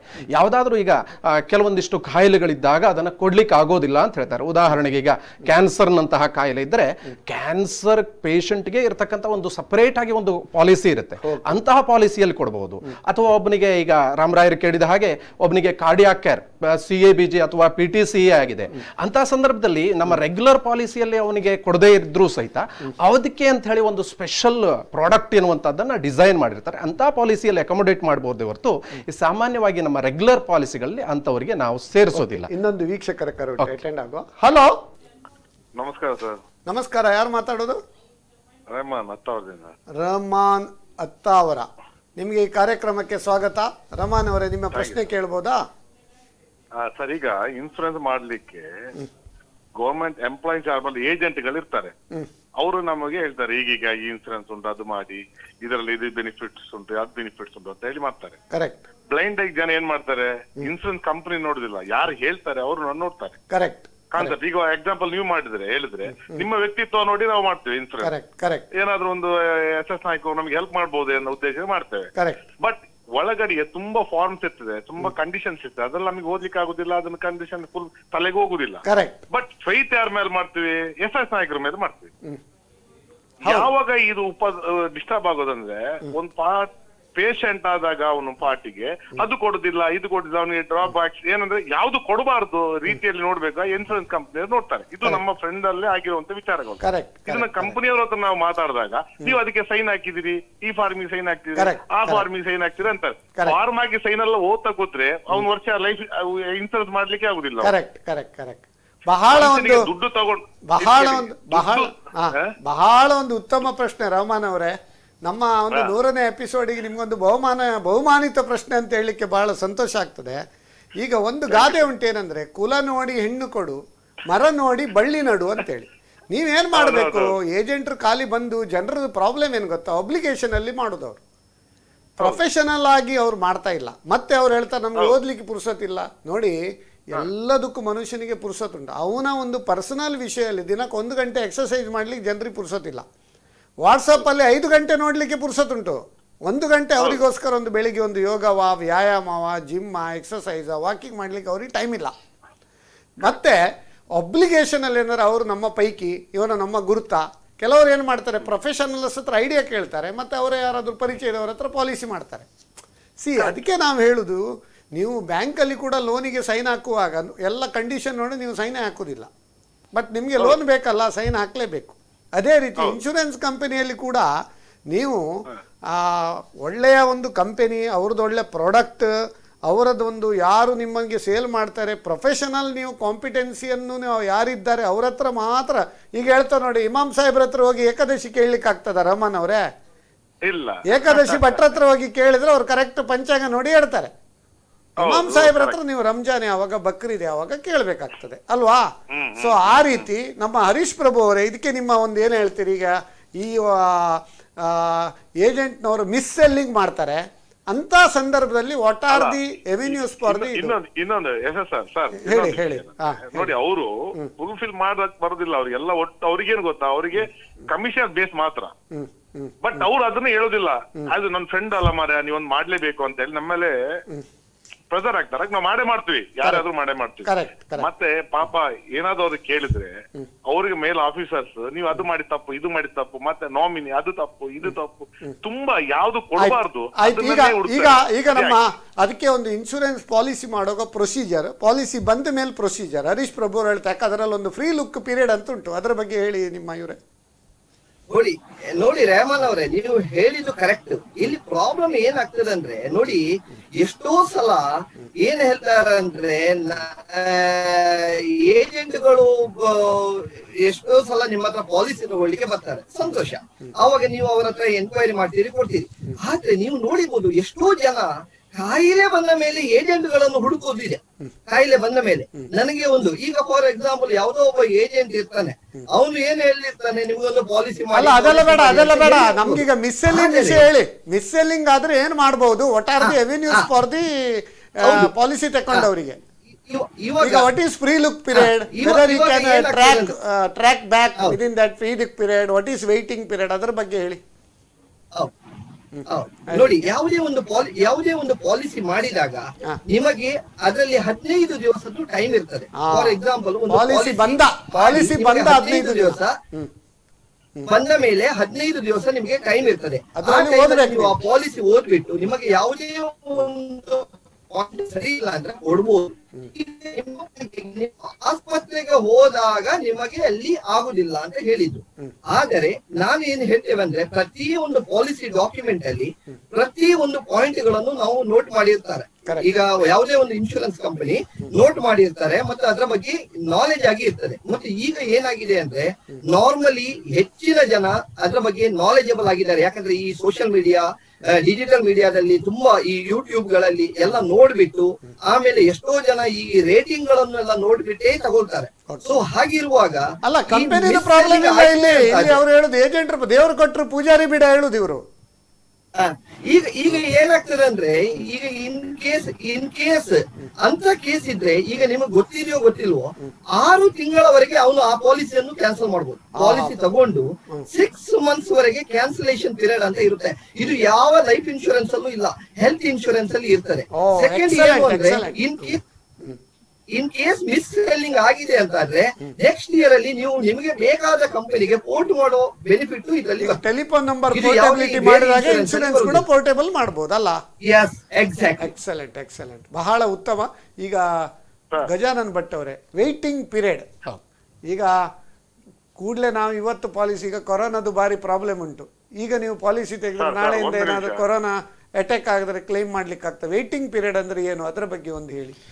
ವೇಟಿಂಗ್ ಪೀರಿಯಡ್ ಅಂದ್ರೆ ನಾವು ಕನ್ನಡದಲ್ಲಿ ಕಾಯುವಿಕೆಯ ಅವಧಿ ಅಂತ ಹೇಳ್ತಾರೆ. ರಹಮಾನ್ ಅವರಿಗೆ ನೀವು ಪ್ರಶ್ನೆ ಕೇಳಿದಕ್ಕೆ ಧನ್ಯವಾದಗಳು. ನೀವು ಒಂದ್ ನಿಮಿಷ ಸರ್. ಹೇಳಿ ಹೇಳಿ ಹೇಳಿ. ನನಗೆ ಅವರು ಆನ್ಸರ್ ಸರಿಯಾಗಿ ಸಮರ್ಥವಾಗಿಲ್ಲ. ಯಾಕಂದ್ರೆ ಇವ್ರು ಹೇಳೋದು ಎಜುಕೇಟೆಡ್ ಲೆವೆಲ್ ಅಲ್ಲಿ ಮಾತಾಡ್ತಾರೆ. ಅಲ್ಲ ಒಂದೇ ಹೇಳ್ತಾನೆ, ಅನ್ಎಜುಕೇಟೆಡ್ ಆದ್ರೆ ಎಜುಕೇಟ್ ಅವ್ರ ಹತ್ರ ಅವರು ತಿಳ್ಕೊಳ್ಬೇಕು. ನೋಡಿ ದರ್ ಇಸ್ ಎ ಸೇಯಿಂಗ್. ಅಲ್ಲ ಒಂದು ನಿಮಿಷ, ನೀವೊಂದು ಪ್ರಾಪರ್ಟಿ ತಗೊಳ್ಳುವಾಗ ಸೀದಾ ಹೋಗಿ ಪ್ರಾಪರ್ಟಿ ಬೈ ಮಾಡ್ತೀರಾ? ಲಾಯರ್ ಹತ್ರ ಹೋಗಿ ಲೀಗಲ್ ಒಪಿನಿಯನ್ ಎಲ್ಲ ತಕೊಂಡೇ ಮಾಡ್ತೀರಾ ಇಲ್ವಾ? ಸರ್ ನಾನು ಹೇಳ್ತೇನೆ ನೋಡಿ, ಅನ್ಎಜುಕೇಟೆಡ್ ನವ್ರಿಗೆ ಕೂಡ ಈಗ ನೋಡಿ ಆಯುಷ್ಮಾನ್ ಭಾರತ ಉಂಟು ಸ್ಕೀಮ್.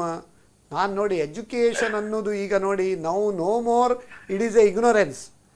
ಮತ್ತೆಂತ ನೋಡಿ ಕಾನೂನೇ ಹೇಳ್ತದೆ, ignorance of law no excuse. ಮತ್ತೇನು ಹೇಳ್ತಾರೆ, ಬೈಯರ್ ಬಿವಾರ್. ನೋಡಿ ಒಂದ್ ನಿಮಿಷ, ಅದಕ್ಕೆ ನಾವು ಈ ಕಾರ್ಯಕ್ರಮ ಅನ್ಎಜುಕೇಟೆಡ್ ಆದ್ರೆ ಅವ್ರು ಎಜುಕೇಟ್ ಅವ್ರ ಹತ್ರ ಕನ್ಸಲ್ಟ್ ಮಾಡಿ ಅವ್ರಿಗೆ ತೋರಿಸಿ ಇದು ಮಾಡ್ಬೋದೇ ಹೇಳಿ ಆಮೇಲೆ ಮುಂದುವರಿಬೇಕು. ನಾವು ಎಜುಕೇಶನ್ ಅವ್ರಿಗಿಲ್ಲ ಅನ್ನೋದು ಅವರು ಶೀಲ್ಡ್ ಮಾಡ್ಕೊಳ್ಳಿಕ್ಕೆ ಆಗೋದಿಲ್ಲ. ಬೈಯರ್ ಬಿವಾರ್. ಮತ್ತೆ ನಮ್ಮ ದೇಶದ ಕಾನೂನು, ನಮ್ಮ ನೆಲದ ಕಾನೂನು ಕೂಡ ಹೆಚ್ಚಿನ ಜನ ನಂಗೆ ಗೊತ್ತಿಲ್ಲ ಅಂತ ಹೇಳ್ತಾರೆ. ಅದು ಆಗೋದಿಲ್ಲ. Ignorance of law has no excuse. ಆದ್ದರಿಂದ ರಾಮನ್ ಅವರೇ ಉತ್ತಮ ಪ್ರಶ್ನೆ ಕೇಳಿದ್ರೆ, ದಯವಿಟ್ಟು ನಿಮಗೆ ಈ ಕಾರ್ಯಕ್ರಮಕ್ಕೆ ನೀವು ಪ್ರಶ್ನೆ ಕೇಳಿದ್ದಕ್ಕೆ ಧನ್ಯವಾದ. ನಾವೀಗ ವೇಟಿಂಗ್ ಪೀರಿಯಡ್ ಬಗ್ಗೆ ಡಿಸ್ಕಸ್ ಮಾಡ್ತೇವೆ. ಓಕೆ. ಸಾಮಾನ್ಯವಾಗಿ ಪ್ರತಿಯೊಂದು ಪಾಲಿಸಿಗಳಲ್ಲೂ ಸಾಮಾನ್ಯ 3 ರೀತಿಯ ವೇಟಿಂಗ್ ಪೀರಿಯಡ್ ಇರುತ್ತೆ. ಆಕ್ಸಿಡೆಂಟ್ ಎನ್ನುವಂಥದ್ದು ಡೇ 1 ಇರುತ್ತೆ. ಅಂದ್ರೆ ಏನು ಇವತ್ತು ಪಾಲಿಸಿ ಮಾಡ್ತಾನಲ್ಲ ಆ ಕ್ಷಣದಿಂದ ಅವನಿಗೆ ಅಪಘಾತದಿಂದ ಏನಾದರೂ ಗಾಯಾಳುವಾಗಿ ಕನಿಷ್ಠ 24 ಗಂಟೆಗಳ ಕಾಲ ಆಸ್ಪತ್ರೆಯಲ್ಲಿ ಚಿಕಿತ್ಸೆಯನ್ನು ಪಡೆದರೆ ಅದಕ್ಕೆ ತಗುಲಿದಂತಹ ವೆಚ್ಚವನ್ನು ಕ್ಲೈಮ್ ಮಾಡ್ಲಿಕ್ಕಾಗುತ್ತೆ.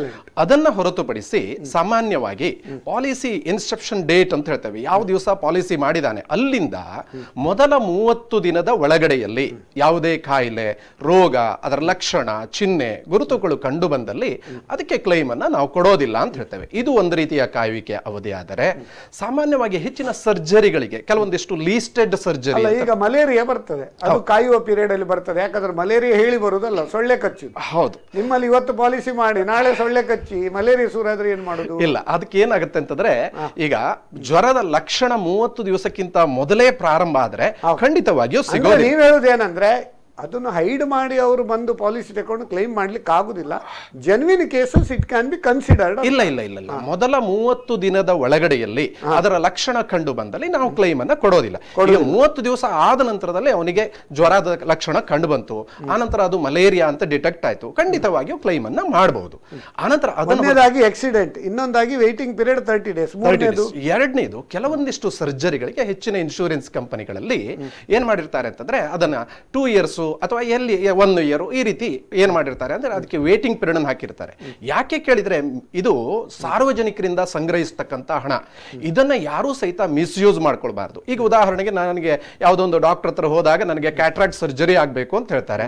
ಸೊ ನನ್ನ ಕಿಸೆಯಿಂದ ಹಣ ಹೋಗ್ತದೆ ಅಂತಂದ್ರೆ ನಾನು ಬಹಳ ಜಾಗ್ರತೆ ಏನ್ ಮಾಡ್ತೇನೆ. ಅಂತ ಸಂದರ್ಭದಲ್ಲೂ ಇನ್ಶೂರೆನ್ಸ್ ಅಲ್ಲಿ ಕವರ್ ಸಿಗ್ತದೆ ಅಂತಂದ್ರೆ ಇನ್ಶೂರೆನ್ಸ್ ಪಾಲಿಸಿ ಮಾಡ್ಕೊಂಡು ಅವನು ಏನ್ ಮಾಡ್ತಾನೆ ಅಂತಂದ್ರೆ ಕೂಡಲೇ ಅವನು ಕ್ಯಾಟ್ರಾಕ್ಟ್ ಸರ್ಜರಿ ಹೋಗ್ತಾನೆ. ಅದಕ್ಕಾಗಿ ಏನ್ ಮಾಡ್ತಾರೆ ಅಂತಂದ್ರೆ ಅಲ್ಲಿ ಒಂದು ಸಾಮಾನ್ಯ ಒಂದು ನಿರ್ದಿಷ್ಟ ಹಾಗೆ 2 ವರ್ಷನ ಅಥವಾ 1 ವರ್ಷನ ಈ ರೀತಿ ವೇಟಿಂಗ್ ಪೀರಿಯಡ್ ಇರುತ್ತೆ.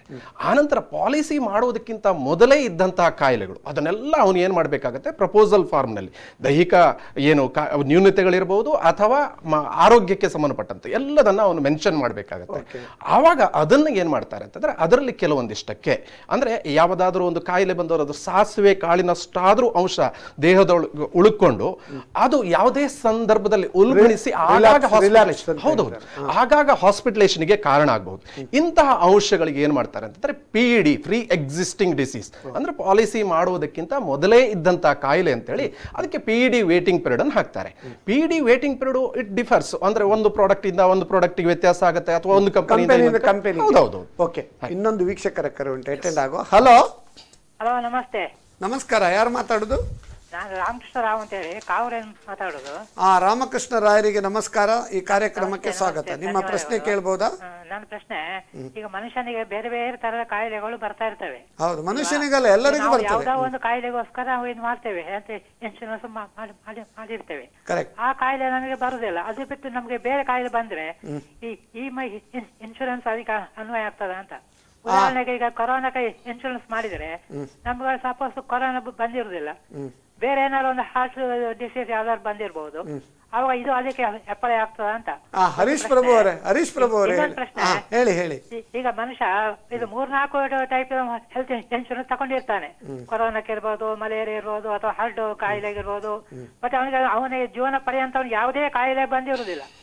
ಅವ ಅದು ಹಾಗೆ ಅವನ ಮರಣವಾದ ಬಳಿಕ ಅವನ ಡಿಪೆಂಡೆನ್ಸಿಗೆ ಏನಾದ್ರು ಇದನ್ನ ಪರಿಹಾರ ಸಿಗ್ತದ ಏನ ಅಂತ ಹೌದು.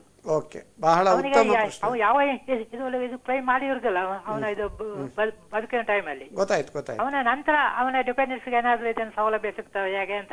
ಓಕೆ, ಹರೀಶ್ ಪ್ರಭು ಅವರೇ. ಮಾಹಿತಿ ಕೊಡ್ತೀರಾ? ಹರೀಶ್ ಪ್ರಭು ಅವರೇ. ನಮಸ್ಕಾರ ಸರ್, ರಾಮಕೃಷ್ಣ ಅವರಿಗೆ.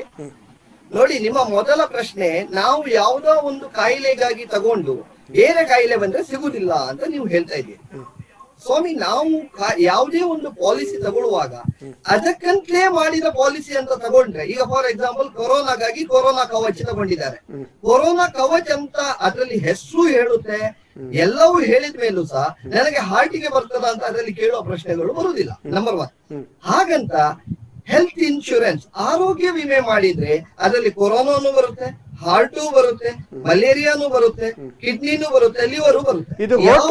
ಇದು ಹೋಟೆಲಿಗೆ ಹೋಗಿ 2 ನಮೂನೆ ಉಂಟು. ಅಲಾ ಕಾರ್ಟ್, ಮೆನು ಕಾರ್ಡ್ ಅಲ್ಲಿ ಬೇರೆ ಬೇರೆ ಬೇರೆ ಐಟಮ್ ಆರ್ಡರ್ ಮಾಡಿ ತಿನ್ನೋದು. ಇನ್ನೊಂದು ಬಫೆ. ಸೊ ನಿಮ್ದು ಬಫೆ ಪ್ರಾಡಕ್ಟ್ ಉಂಟಲ್ವಾ? ಬಫೆ ಪ್ರಾಡಕ್ಟ್ ಅಲ್ಲಿ ಎಲ್ಲ ಐಟಮ್ ಬರ್ತದೆ. ಸ್ಟಾರ್ಟಿಂಗ್ ಇಂದ ಸ್ಟಾರ್ಟರ್ ಸೂಪಿಂದ ಹಿಡಿದು ಲಾಸ್ಟ್ಗೆ ನಿಮ್ಮದು ಡೆಸರ್ಟ್ ವರೆಗೆ ಅಲ್ವಾ? ಹೌದು ಸರ್, ಹೇಳಿ. ಸೊ ಹಾಗಾಗಿ ಅದು ನಿಮ್ಮ ಪ್ರಶ್ನೆಗೆ ಏನು ಅಂದ್ರೆ, ನಾವು ತಗೊಳ್ಳುವಾಗ ನಮಗೆ ಎಲ್ಲಾ ಕಾಯಿಲೆನೂ ಬರ್ಬೋದು ಅನ್ನೋ ಮನೋಭಾವ ಇದ್ರೆ ನಾವು ಅದನ್ನು ತಗೊಳ್ಬಹುದು. ಇಲ್ಲ, ನನ್ನ ಬಜೆಟ್ ಇಷ್ಟೇ ಇರುವುದು, ನನ್ನ ಹತ್ರ ಇರುವುದೇ ಇಷ್ಟು ಹಣ, ಇದಕ್ಕೆ ನಾನು ಕೊರೋನಾಗ ಮಾತ್ರ ನನಗೆ ಹೆದರಿಕೆ, ಬೇರೆ ಯಾವುದು ನನ್ನಿಂದ ಬರುವುದಿಲ್ಲ ಅಂತ ಕಾನ್ಫಿಡೆನ್ಸ್ ಇದ್ರೆ ನೀವು ಕೊರೋನಾ ಮಾತ್ರನ್ನು ತಗೊಳ್ಬಹುದು. ಅಂದ್ರೆ ದಕ್ಷಿಣೆಗೆ ತಕ್ಕ ಪ್ರದಕ್ಷಿಣೆ ಅಲ್ವಾ? ದಕ್ಷಿಣೆ ಎಷ್ಟು ಕೊಡ್ತಾರೆ ಅದಕ್ಕೆ ತಕ್ಕಾಗಿ ಪ್ರದಕ್ಷಿಣೆ ಆಗ್ತೀರಿ ನೀವು ಕೂಡ ಬಿಸ್ನೆಸ್ ಮಾಡ್ಬೇಕಲ್ಲ. ಕರೆಕ್ಟ್. ಈಗ ಇನ್ನೊಂದು ವೀಕ್ಷಕರ ಕರೆ ಉಂಟು, ಅಟೆಂಡ್ ಆಗೋ ರಾಮಕೃಷ್ಣ ಅವರಿಗೆ. ಮತ್ತೆ ಇನ್ನೊಂದು ಕೇಳಿದ್ರು ಅವರು, ಈಗ ಅದರ ಮುಂಚೆ ಈಗ ಡಿಪೆಂಡೆನ್ಸಿಗೆ ಪರಿಹಾರ ಸಿಗ್ತದಾ ಅಂತ ಕೇಳಿದ್ರು. ಅದರ ಬಗ್ಗೆ ಗಜಾನನ ಭಟ್ ಅವರು ಹೇಳಿ. ಆರೋಗ್ಯ ವಿಮೆಯಲ್ಲಿ ಯಾವುದೇ ಕಾರಣಕ್ಕೆ ಈಗ ಕಾಯಿಲೆ ಬಂದು ಸತ್ತ ನಂತರದಲ್ಲಿ ಅದಕ್ಕೆ ಪರಿಹಾರ ಎನ್ನುವಂತದ್ದು ಇರೋದಿಲ್ಲ. ಅಲ್ಲಿವರೆಗೆ ಏನೋ ಅವರು ಆಸ್ಪತ್ರೆಯಲ್ಲಿ ಏನು ಚಿಕಿತ್ಸಾ ವೆಚ್ಚ ಇರುತ್ತೆ ಅದನ್ನ ನಾವು 24 ಹೌದೌದು ಅದನ್ನು ಖಂಡಿತವಾಗಿಯೂ ಕೊಡ್ತೇವೆ ಹೊರತು ಅಲ್ಲಿ ಸತ್ತಿದ್ದಕ್ಕೆ ಪರಿಹಾರ ಎನ್ನುವಂತದ್ದು ಹೆಚ್ಚಿನ ಆರೋಗ್ಯ ವಿಮಾ ಪಾಲಿಸಿಗಳಲ್ಲಿ ಇರೋದಿಲ್ಲ. ಕರೆಕ್ಟ್. ಓಕೆ, ಬಹಳ ಒಂದು ಉತ್ತಮವಾದ ಪ್ರಶ್ನೆ ರಾಮಕೃಷ್ಣ ಅವರು, ಧನ್ಯವಾದ ಅಂತ ಹೇಳಿದ್ದೇವೆ. ಈಗ ಇನ್ನೊಂದು ವೀಕ್ಷಕರ ಕರೆ ಉಂಟು. ಹಲೋ ಯಾರು ಮಾತಾಡೋದು? ಹಲೋ, ರಾಘವ ಗೌಡ್ರು ಅಂತ ಹೇಳಿ ಓಮಂಜೂರಿಂದ ಮಾತಾಡ್ತಾ ಇದ್ದೇನೆ ಸರ್. ನಮಸ್ಕಾರ ರಾಘವ ಗೌಡ್ರಿಗೆ, ಈ ಕಾರ್ಯಕ್ರಮಕ್ಕೆ ಸ್ವಾಗತ. ನಿಮ್ಮ ಪ್ರಶ್ನೆ ಕೇಳಬಹುದಾ? ಕೇಳ್ಬೋದು ಸರ್. ನಿಮ್ಮ ಟಿವಿಯನ್ನು ದಯವಿಟ್ಟು ಮ್ಯೂಟ್ ಮಾಡಿ, ಯಾಕಂದ್ರೆ ನೀವು ಫೋನ್ ಮಾಡಿದಕ್ಕೂ ಟಿವಿಗೂ ಗ್ಯಾಪ್ ಇರ್ತದೆ. ಹೇಳಿ. ಆಯ್ತು ಸರ್, ಹೇಳಿ. ಈಗ ನಾನು 30 ವರ್ಷದಿಂದ ಕ್ಲೇಮ್ ಇಲ್ಲದೆ ಇನ್ಶೂರೆನ್ಸ್ ಕವರೇಜ್ ಮಾಡಿದ್ದೇನೆ, ಹೆಲ್ತ್ ಇನ್ಶೂರೆನ್ಸ್. ಹಾಗಾದ್ರೆ ದೇವರು ನಿಮ್ಗೆ ಒಂದು ಒಳ್ಳೆ ಆರೋಗ್ಯ ಕೊಟ್ಟಿದ್ದಾರೆ, ನಿಜವಾಗಿ ನೀವೊಂದು ಭಾಗ್ಯವಂತರು ಅಂತ ಹೇಳಲಿಕ್ಕೆ ಬಹಳ ಸಂತೋಷ ಆಗ್ತದೆ. ಹೇಳಿ. ಹೌದು, ಆದ್ರೆ ಇವರು ಇನ್ಶೂರೆನ್ಸ್ ಕಂಪನಿಯವರು 3 ವರ್ಷಕ್ಕೆ ಒಂದ್ಸರಿ 2 ವರ್ಷಕ್ಕೆ ಒಂದ್ಸರಿ ಈ ಅಮೌಂಟ್ ಏನಿದೆ ನಮ್ಮ ಪ್ರೀಮಿಯಂ ಇದೆ ನೋಡಿ, ಈ ಪ್ರೀಮಿಯಂ ಅನ್ನು ಹೆಚ್ಚು ಮಾಡ್ತಾ ಇದ್ದಾರೆ. ನನಗೆ 65 ವರ್ಷ ಪ್ರಾಯ ಈಗ. ಕರೆಕ್ಟ್.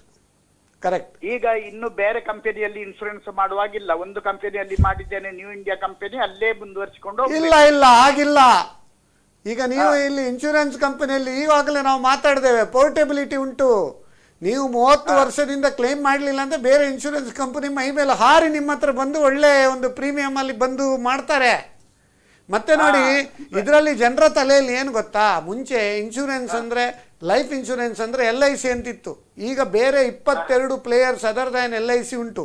ಎಲ್ಲ IRDA ನಿಬಂಧನೆಗೆ ಒಳಪಟ್ಟ ಸಂಸ್ಥೆ. ಯಾವುದೇ ರೀತಿಯಲ್ಲಿ ನೋಡಿ, ಬ್ಯಾಂಕ್ ಕೂಡ ತೊಂದರೆ ಆದದುಂಟು, ಆದರೆ ಇನ್ಶೂರೆನ್ಸ್ ಕಂಪನಿ ಇವತ್ತಿನವರೆಗೆ ತೊಂದರೆ ಆದದಿಲ್ಲ. ಮರ್ಜರೇ ಮಾಡಬೇಕು, ಅವರು ಡಿಸಾಲ್ವ್ ಮಾಡ್ಲಿಕ್ಕೆ ಆಗೋದಿಲ್ಲ.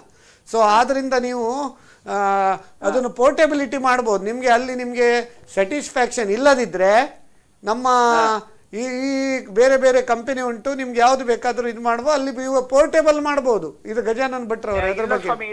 ಇಲ್ಲ ಆಗುದಿಲ್ಲ, ನಾನು ಮೊನ್ನೆ ಹೋಗಿದ್ದೇನೆ. ಅಲ್ಲ, ನೀವು ಹರೀಶ್ ಪ್ರಭುಗಳಿದ್ದಾರೆ, ಅವ್ರ ಹತ್ರ ಮಾತಾಡಿ, ಇಮಿಡಿಯೇಟ್ಲಿ ಮಾಡ್ತಾರೆ. ಇಲ್ಲದಿದ್ರೆ ಗಜಾನನ್ ಭಟ್ರ ಹತ್ರ. ಹರೀಶ್ ಪ್ರಭು ಯಾವ ಕಂಪನಿಯಲ್ಲಿ ಇದ್ದಾರೆ ಹೇಳಿ? ಅವರು ಇದು ಸಿಗ್ನಾ ಮಣಿಪಾಲ್. ಯಾವುದು? ಸಿಗ್ನಾ ಮಣಿಪಾಲ್. ವಿಘ್ನ ಮಣಿಪಾಲ್ ಅದು ಪ್ರೈವೇಟ್. ಹೌದು, ಪ್ರೈವೇಟ್ ಕೂಡ ಎಲ್ಲ ಒಂದೇ ಲೆಕ್ಕ. ನಾನು ನಿಮ್ಗೆ ಹೇಳಿದೆ ಅಲ್ಲ, ಸರ್ಕಾರ ನೋಡಿ ಒಂದೇ ಹೇಳ್ತೇನೆ ನಿಮ್ಗೆ, ಎಲ್ಲರೂ ಸರ್ಕಾರದ ಜಾಬ್ ಸಿಗ್ಬೇಕು, ಸರ್ಕಾರದ ಪೆನ್ಷನ್ ಸಿಗ್ಬೇಕಂದ್ರೆ ಆಗುದಿಲ್ಲ. ಈಗ ಪ್ರೈವೇಟ್ ಅಲ್ಲಿ ಸರ್ಕಾರದ ಸಂಸ್ಥೆಗಿಂತ ಜಾಸ್ತಿ ಸಂಬಳ ಕೊಡ್ತಾರೆ, ಬೇರೆ ಬೆನಿಫಿಟ್ ಕೊಡ್ತಾರೆ. IRDA ನಿಬಂಧನೆಗೊಳಕೊಟ್ಟ ನೀವು ಯಾವ ಕಂಪನಿಯಲ್ಲಿ ಮಾಡೋದು ಏನು ಪ್ರಾಬ್ಲಮ್ ಇಲ್ಲ. ಅವರು ಸಿಗ್ನಾ ಮಣಿಪಾಲ, ಇವರು ಸ್ಟಾರ್ ಹೆಲ್ತ್ ಇನ್ಶೂರೆನ್ಸ್. ನೀವು ಅದಲ್ಲದೆ ಬೇರೆ ಇವರು ನೋಡಿ, ಇಲ್ಲ ಇದು ನೀವು ಹೇಳಿದಷ್ಟು ಸುಲಭ ಇಲ್ಲ. ನಾಳೆ ಕ್ಲೈಮ್ ಬರುವಾಗ ಎಸ್ಕೇಪ್ ಆಗ್ತಾರೆ. ಮತ್ತೆ ತೇಜಸ್ವಿನಿ ಹಾಸ್ಪಿಟಲ್, ಇನ್ನು ಬೇರೆ ಗೇಮ್ಸ್ ಹಾಸ್ಪಿಟಲ್ಗೆ ಹೋದ್ರೆ ಇವರು ಏನು ಎಸ್ಕೇಪ್ ಆಗ್ತಾರೆ. ಇವರು ಪ್ರೈವೇಟ್ ಕಂಪನಿ ನೋಡಿ ರಾಘವ್ ಗೌಡ್ರೆ, ನೀವು ಜನರದ್ದು ಲೋಕಾಭಿರಾಮದ ವಿಷಯ ಬೇಡ. ನಿಮ್ಮ ಪ್ರಾಬ್ಲಮ್ ಏನೋ ಅದನ್ನ ನೀವು ಹೇಳಿ, ಅದಕ್ಕೆ ಮಾತ್ರ ನಾವು ಆನ್ಸರ್ ಕೊಡ್ತೇವೆ. ಲೋಕದ ವಿಷಯ ನೀವು ಇಲ್ಲಿ ಮಾತಾಡೋದು ಬೇಡ. ಈಗ ನಿಮ್ಮ ಪ್ರಾಬ್ಲಮ್ ಏನು? 30 ವರ್ಷದಿಂದ ನೀವು ಕ್ಲೇಮ್ ಮಾಡಲಿಲ್ಲ, ಈಗ ಪ್ರೀಮಿಯಂ ತುಂಬಾ ಜಾಸ್ತಿ ಮಾಡ್ತಾ ಇದ್ದಾರೆ. ಅದು ಯಾಕೆ ಜಾಸ್ತಿ ಮಾಡ್ತಾರೆ ಅದ್ರ ಬಗ್ಗೆ ಹೇಳ್ತೇವೆ. ಮತ್ತೆ ನಿಮ್ಗೆ ಬೇರೆ ಬೇರೆ ಕಂಪನಿದು ಕಂಪೇರ್ ಮಾಡಿ ಎಲ್ಲಿ ಹೋಗ್ಬೋದು ಅದ್ರ ಬಗ್ಗೆ ಗಜಾನನ್ ಭಟ್ ಅವರೇ ಹೇಳಿ. ಸರಿ, ಒಂದನೇದಾಗಿ ರಾಘವ್ ಗೌಡ್ರು 30 ವರ್ಷದಿಂದ ಅವರ ಆರೋಗ್ಯ ಚೆನ್ನಾಗಿದೆ, ಯಾವುದೇ ಕ್ಲೈಮ್ ಬಂದಿಲ್ಲ. ಅದಕ್ಕಾಗಿ ಅದೇ ರೀತಿ ಅವರ ಜೀವನ ಪರ್ಯಂತ ಯಾವುದೇ ಕಾಯಿಲೆಗಳು ಬರದೇ ಇರಲಿ ಅನ್ನುವಂಥದ್ದು ನಮ್ಮ ಪ್ರಾರ್ಥನೆ. ಇನ್ಶೂರೆನ್ಸ್ ಕಂಪನಿ ಅವರು ಮಾತ್ರ ಬಯಸುದು, ಜನರಲ್ಲ. ಯಾಕಂದ್ರೆ ಅವ್ರಿಗೆ ಕ್ಲೈಮ್ ಬರಬಾರ್ದಂತ ಯೋಗಕ್ಷೇಮಂ ವ್ಯಹಂ ವ್ಯಹಂ ಅಂತೇಳಿ LIC ಅವರು ಕೂಡ ಹೇಳ್ತಾರೆ. ಅಲ್ಲ, ಇನ್ಶೂರೆನ್ಸ್ ಜೀತೆ ರೋಹಂ ಅಂತ ಇನ್ನೊಬ್ರು ಹೇಳ್ತಾರೆ. ಅಲ್ಲ, ಇನ್ಶೂರೆನ್ಸ್ ಅಲ್ಲಿ ಕ್ಲೈಮ್ ಬರ್ತದೆ ಅಂತ ಹೇಳಿ ಕಾಯಿಲೆಗಳನ್ನ ನಾನು ತರಿಸಿಕೊಂಡ್ರೆ ಅದರಷ್ಟು ದೊಡ್ಡ ಇದು ಇರೋದಿಲ್ಲ. ಅದಿರ್ಲಿ, ಅದು ಬೇಡ ನಮಗೀಗ. ನಾವೀಗ ಅವರ ಪ್ರಶ್ನೆಗೆ ಉತ್ತರಕ್ಕೆ ಬಂದಾಗ, ಸಾಮಾನ್ಯವಾಗಿ ಏನಾಗತ್ತೆ, ಆರೋಗ್ಯ ವಿಮೆಯಲ್ಲಿ ವಯಸ್ಸು ಆಗ್ತಾ ಹೋದ ಹಾಗೆ ರಿಸ್ಕ್ ಫ್ಯಾಕ್ಟರ್ ಅಂದ್ರೆ ಅಪಾಯದ ಪ್ರಮಾಣ ಜಾಸ್ತಿ ಇರ್ತದೆ. ಅನಂತರದಲ್ಲಿ ಪ್ರತಿ ವರ್ಷದಿಂದ ವರ್ಷಕ್ಕೆ ಎಲ್ಲದೂ ದುಬಾರಿ ಆಗ್ತಾ ಇರ್ತದೆ. ಅಂತ ಸಂದರ್ಭದಲ್ಲಿ ಬೇರೆ ಎಲ್ಲಾ ಕಡೆಯಲ್ಲೂ ಎಲ್ಲಾ ವಸ್ತುಗಳ ದರ ಜಾಸ್ತಿ ಆದಾಗೆ ಸಹಜವಾಗಿ ಆರೋಗ್ಯ ವಿಮೆಯ ಪ್ರೀಮಿಯಮು ಸಹಿತ ನಾವು ನಮ್ಮ ಖುಷಿ ಬಂದಾಗ ಯಾವುದೇ ಕಂಪನಿಯವರು ಮಾಡುವಾಗಿಲ್ಲ. ಈ ಕ್ಲೈಮ್ ಇಲ್ಲದು ಇದಿದ್ರೆ ಅವರಿಗೆ ಬೋನಸ್, ನೋ ಕ್ಲೈಮ್. ಹೌದು, ನಾವು ಏನ್ ಮಾಡ್ತೇವೆ ಅಂತಂದ್ರೆ ಯಾವ ಪ್ರಾಡಕ್ಟ್ ಅನ್ನ ತೆಗೆದುಕೊಂಡಿದ್ದಾರೆ ಎನ್ನುವಂತ ನೋಡ್ಬೇಕು. ಆ ಪ್ರಾಡಕ್ಟ್ ಅಲ್ಲಿ ಪ್ರತಿ ವರ್ಷ ಅಂದ್ರೆ 2 ಪ್ರೀಮಿಯಂ ಪಾವತಿ ಅವಧಿಯ ಮಧ್ಯೆ ಯಾವುದೇ ಕ್ಲೈಮ್ ಅನ್ನ ಮಾಡದೇ ಇದ್ದಾಗ ನಾವೇನ್ ಮಾಡ್ತೇವೆ ಅಂತಂದ್ರೆ ಬೇಸಿಕ್ ಸಮ್ ಇನ್ಶೂರ್ಡ್ ಅನ್ನು ಆಧಾರವಾಗಿಟ್ಕೊಂಡು ಒಂದಿಷ್ಟು ನೋ ಕ್ಲೈಮ್ ಬೋನಸ್ ಅಂತೇಳಿ ಸಮ್ ಇನ್ಶೂರ್ಡ್ ಅನ್ನು ಆಡ್ ಮಾಡ್ತಾ ಹೋಗ್ತೇವೆ. ಸೊ ಅದರಿಂದ ಅವರಿಗೆ ಏನ್ ಪ್ರಯೋಜನ ಅಂದ್ರೆ 5 ಲಕ್ಷ ಇದ್ದದ್ದು 6 ಲಕ್ಷ, ಹೌದು, 6 ಲಕ್ಷ ಇದ್ದದ್ದು 7 ಲಕ್ಷ.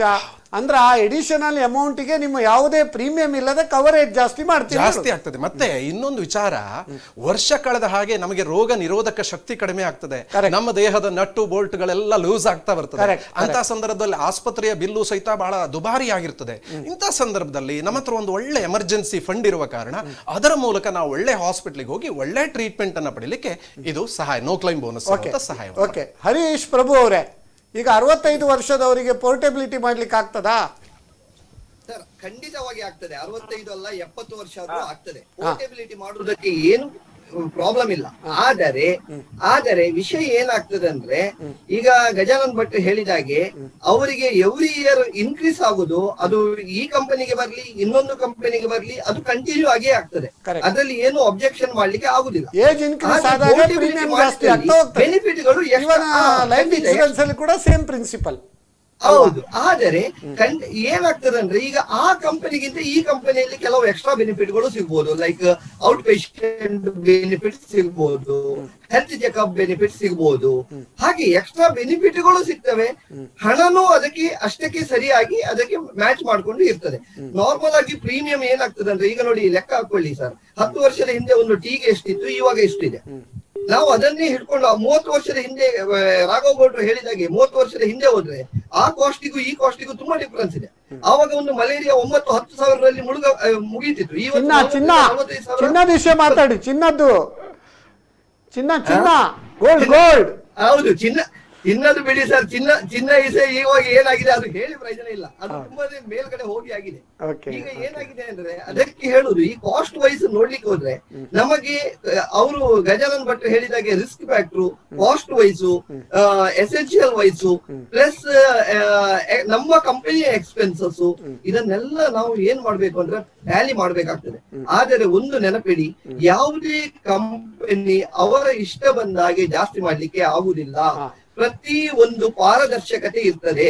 ಆ ಎಲ್ಲಾ ಅವರು ಏನು ಜಾಸ್ತಿ ಮಾಡ್ಲಿ ಕಡಿಮೆ ಮಾಡ್ಲಿ ಅಥವಾ ಏನೇ ಎಕ್ಸ್ಟ್ರಾ ಬೆನಿಫಿಟ್ ಕೊಡ್ಲಿ, ಸರ್ಕಾರದ ಭಾಗವಾದ IRDA ಇನ್ಶೂರೆನ್ಸ್ ರೆಗ್ಯುಲೇಟರಿ ಡೆವಲಪ್ಮೆಂಟ್ ಅಥಾರಿಟಿಯಿಂದ ಪರ್ಮಿಷನ್ ತಗೊಂಡೇ ಮುಂದುವರಿಸಬೇಕಾಗ್ತದೆ. ನಮ್ಮ ಎಲ್ಲರ ಪ್ರಿನ್ಸಿಪಾಲು ಅವರು ಯಾರು IRDA ಇರ್ತಾರೆ, ಆ ಪ್ರಿನ್ಸಿಪಾಲ್ ಪರ್ಮಿಷನ್ ಇಲ್ಲದೆ ನಾವು ಎಲ್ಲೂ ಮುಂದೆ ಹೋಗ್ಲಿಕ್ಕೆ ಆಗುದಿಲ್ಲ. ಮತ್ತೆ ಇದರಲ್ಲಿ ಗವರ್ಮೆಂಟ್ ಪ್ರೈವೇಟ್ ಅಂತ ಇಲ್ಲ.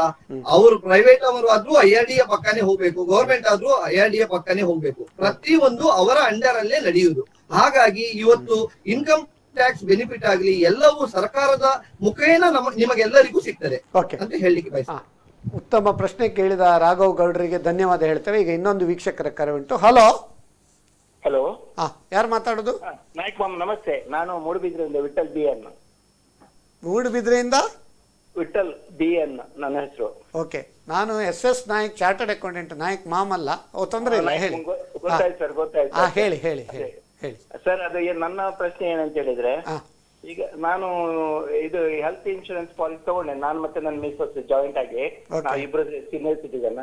ಓಕೆ, ಅದು new India flexi group Mediclaim policy ಅಂತ ಕ್ಯಾಶ್ಲೆಸ್ ಪಾಲಿಸಿ ತಗೊಂಡದ್ದು.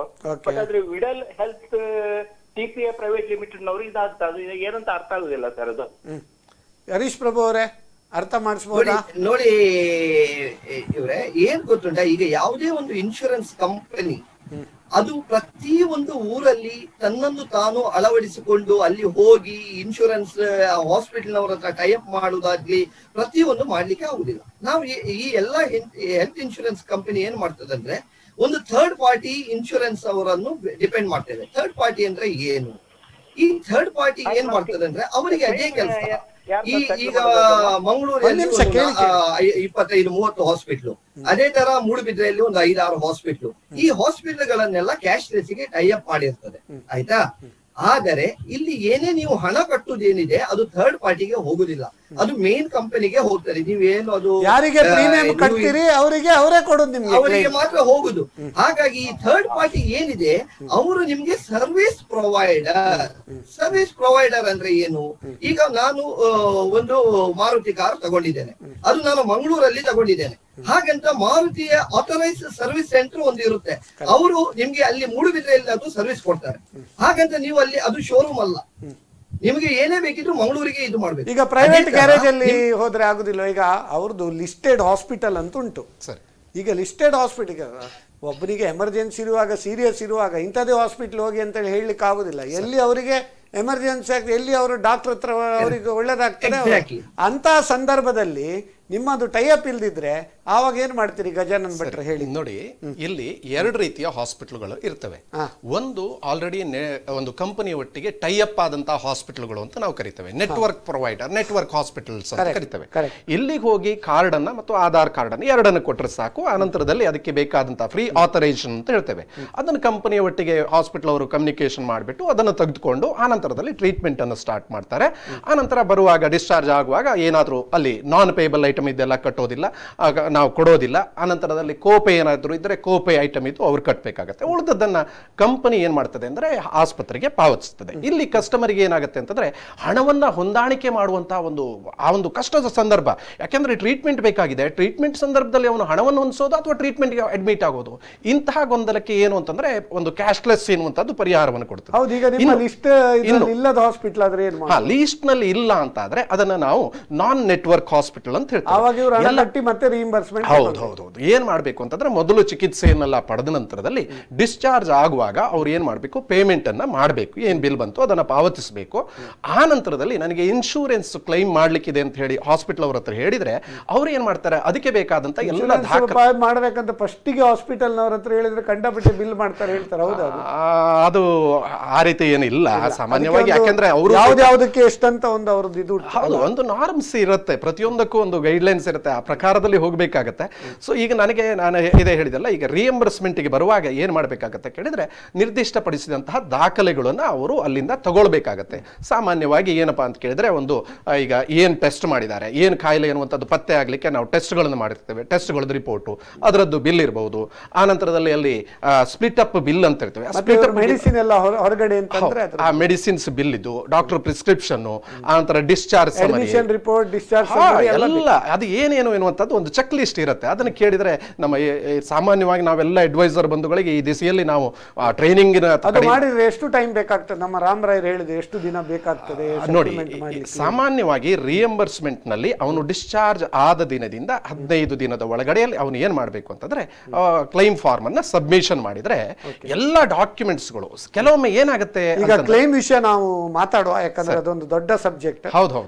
ಈಗ ಒಂದು ವೀಕ್ಷಕರ ಕರೆ ಉಂಟು. ಹಲೋ ಹಲೋ, ಯಾರು ಮಾತಾಡೋದು? ನಮಸ್ಕಾರ, ನಾನು ಯೋಗೀಶ್ ಪೈ ಅಂತ. ಯೋಗೀಶ್ ಪೈ, ಹೇಳಿ ಸ್ವಾಮಿ. ಅಶೋಕ್ ನಗರ. ನಮಸ್ಕಾರ.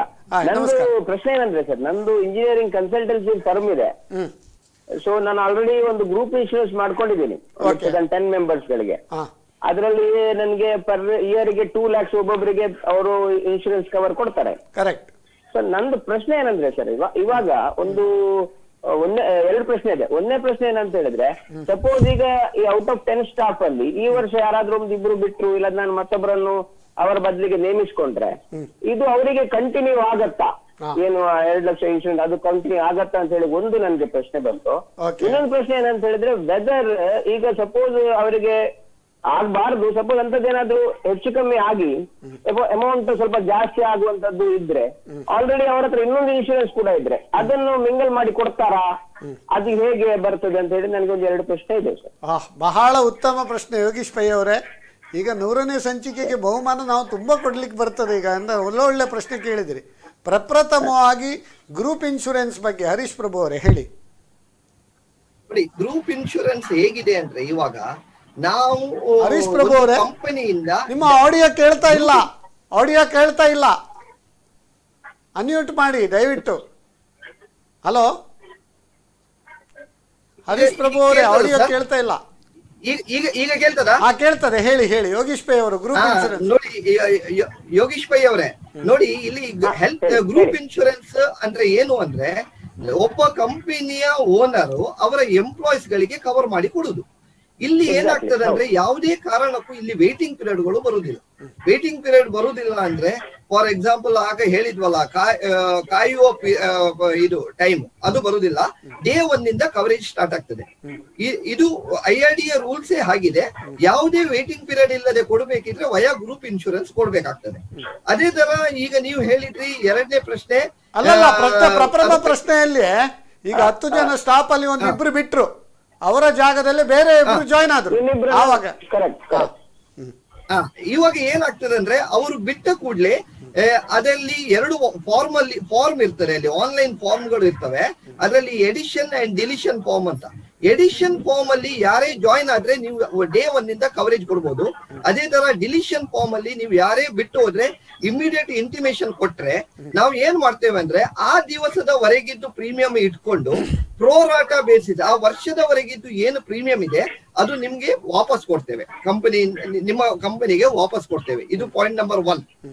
ಪಾಯಿಂಟ್ ನಂಬರ್ 2, ಈಗ ಯಾರಾದ್ರೂ ಒಬ್ಬ ಎಂಪ್ಲಾಯಿ ಅದರಲ್ಲಿ ಜಾಯಿನೇ ಆಗ್ಲಿಲ್ಲ, ಸೊ ಆ ರೀಫಂಡ್ ಅಮೌಂಟ್ ಏನಿದೆ ಅದು ವರ್ಷದ ಕೊನೆಗೆ ನಿಮ್ಗೆ CD ಬ್ಯಾಲೆನ್ಸ್ ಮುಖಾಂತರ ವಾಪಸ್ ಬರ್ತದೆ. ಅಲ್ಲ, ಹೊಸಬ್ರು ಜಾಯಿನ್ ಆದ್ರೆ ಅವರಿಗೆ ಕ್ಲೈಮ್ ಬೇರೆ ಪ್ರೀಮಿಯಂ ಕಟ್ಟಿ ಅದಕ್ಕೆ ಆಡ್ ಮಾಡಬಹುದು ಎನಿ ಟೈಮ್. ಅದಕ್ಕೆ ಎಕ್ಸ್ಟ್ರಾ ಪ್ರೀಮಿಯಂ ಇಲ್ಲ. ಎಕ್ಸ್ಟ್ರಾ ಪ್ರೀಮಿಯಂ ಅವರದ್ದು ಪ್ರೀಮಿಯಂ ಅವ್ರದ್ದು ಏಜ್ ಅವ್ರದ್ದು ಇದೆಲ್ಲ ನೋಡಿ ನೀವು ಮಾಡ್ತೀರಿ. ಫಾರ್ ಎಕ್ಸಾಂಪಲ್ ಹೌದು, ಈಗ ಒಬ್ಬ ಆಗಸ್ಟ್ ಅಲ್ಲಿ ಪಾಲಿಸಿ ಮಾಡಿ ಡಿಸೆಂಬರ್ ಅಲ್ಲಿ ಜಾಯಿನ್ ಆದ ಅಂದ್ರೆ ಅವನು ಡಿಸೆಂಬರ್ ಟು ಆಗಸ್ಟ್ ವರೆಗಿನ ಪ್ರೀಮಿಯಂ ಮಾತ್ರ ತಗೊಳ್ತಾನೆ. ಬಹಳ ಉತ್ತಮವಾಗಿ ಹೇಳಿದ್ರೆ. 2ನೇ ಪ್ರಶ್ನೆ, ಈಗ ಗ್ರೂಪ್ ಇನ್ಶೂರೆನ್ಸ್ ಮಾಡಿರ್ತಾರೆ.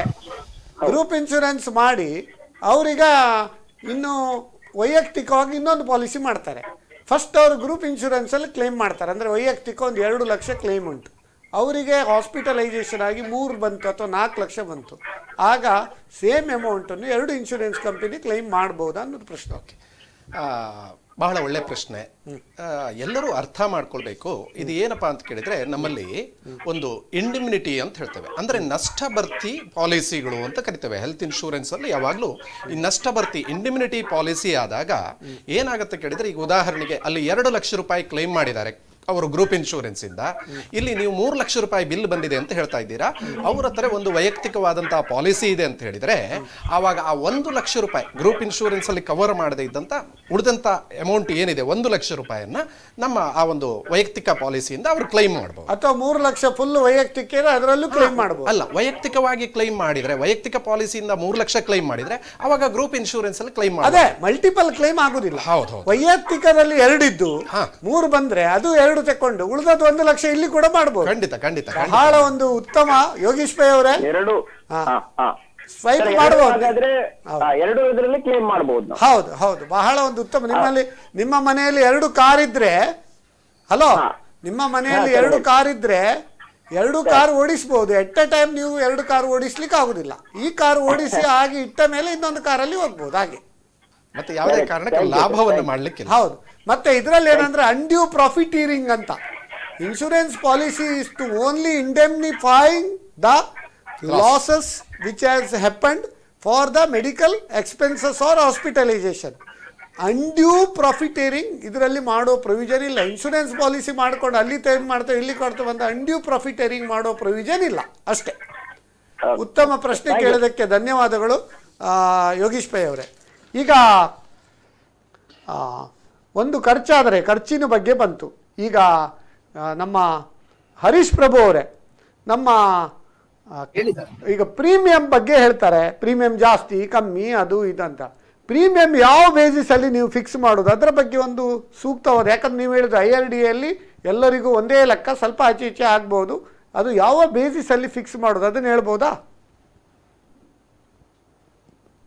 ನೋಡಿ ಸರ್, ಪ್ರತಿ ಒಂದು ಇನ್ಶೂರೆನ್ಸ್ ಕಂಪನಿಯಲ್ಲಿ ಒಂದು ಡಿಪಾರ್ಟ್ಮೆಂಟ್ ಇರ್ತದೆ, ಅದಕ್ಕೆ ಆಕ್ಚುವರೀಸ್ ಅಂತ ಹೇಳ್ತಾರೆ.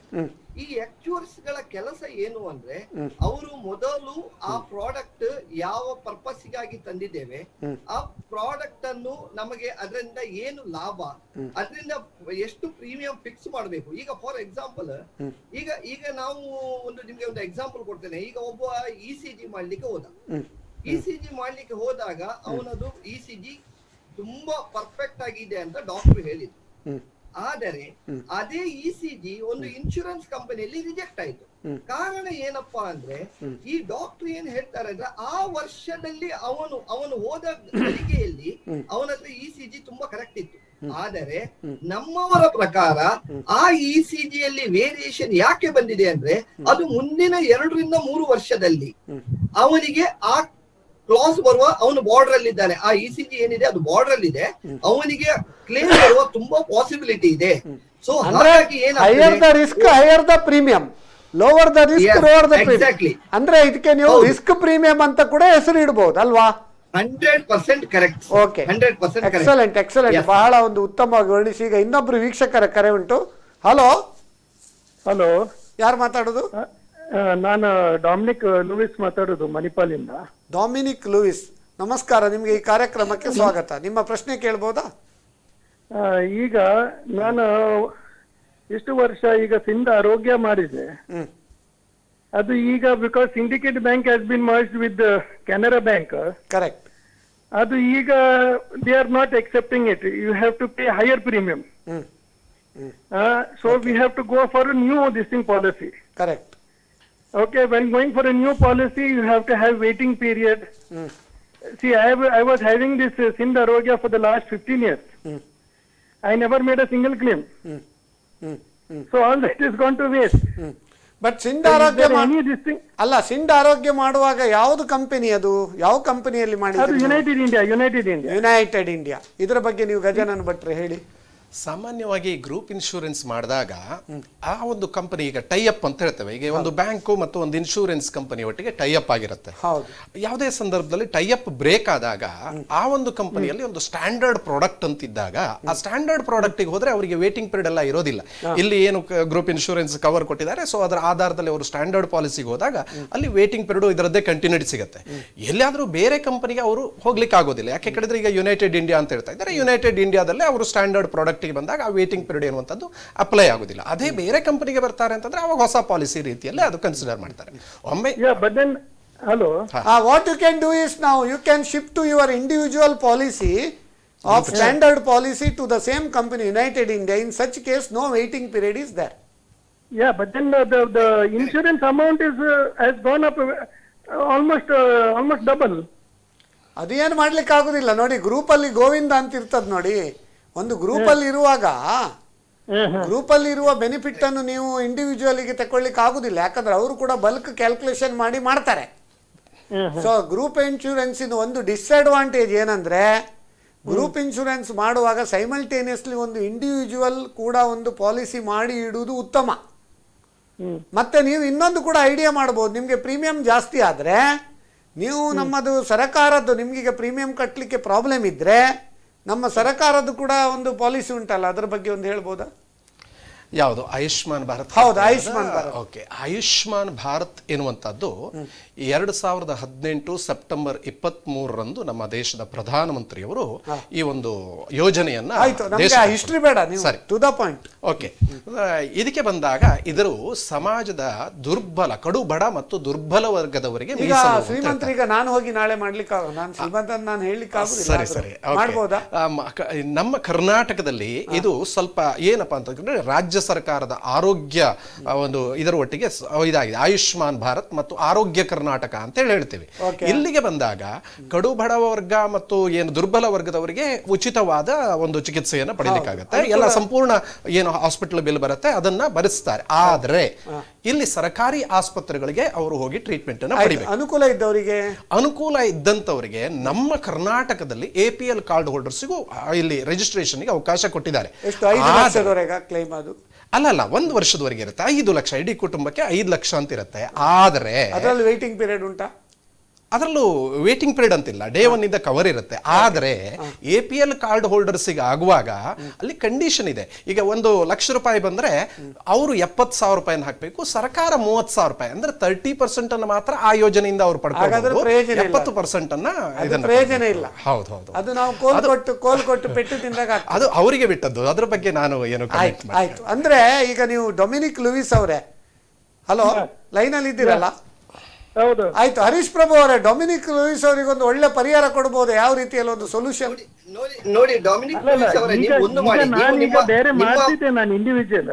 ಓಕೆ, ಬಟ್ ನಾನು ಹೇಳೋದು it is not good. Because ಅಲ್ಲ, ಅದು ನೀವೊಂದು ರೆಪ್ರೆಸೆಂಟ್ ಮಾಡಿ, ಈಗ ಕೆನರಾ ಬ್ಯಾಂಕಿನ ಮ್ಯಾನೇಜಿಂಗ್ ಡೈರೆಕ್ಟರ್ ಯಾರಿಗಾದ್ರೂ ಒಂದು ಲೆಟರ್ ಹಾಕಿ, this is not correct, that tie up you should continue when it is merger, it is not breaked. ಇದು ಬ್ರೇಕ್ ಆದ ಟೈ ಅಪ್, ನೀವೊಂದು ಲೆಟರ್ ಹಾಕಿ ಅವರಿಗೆ. ಪರಿಸ್ಥಿತಿ ಈಗ nobody is listening to us. ಯಾರು ಹೇಳಿದ್ದು? ನೀವು ಹಾಕಿದ್ದೀರಾ ಲೆಟರ್?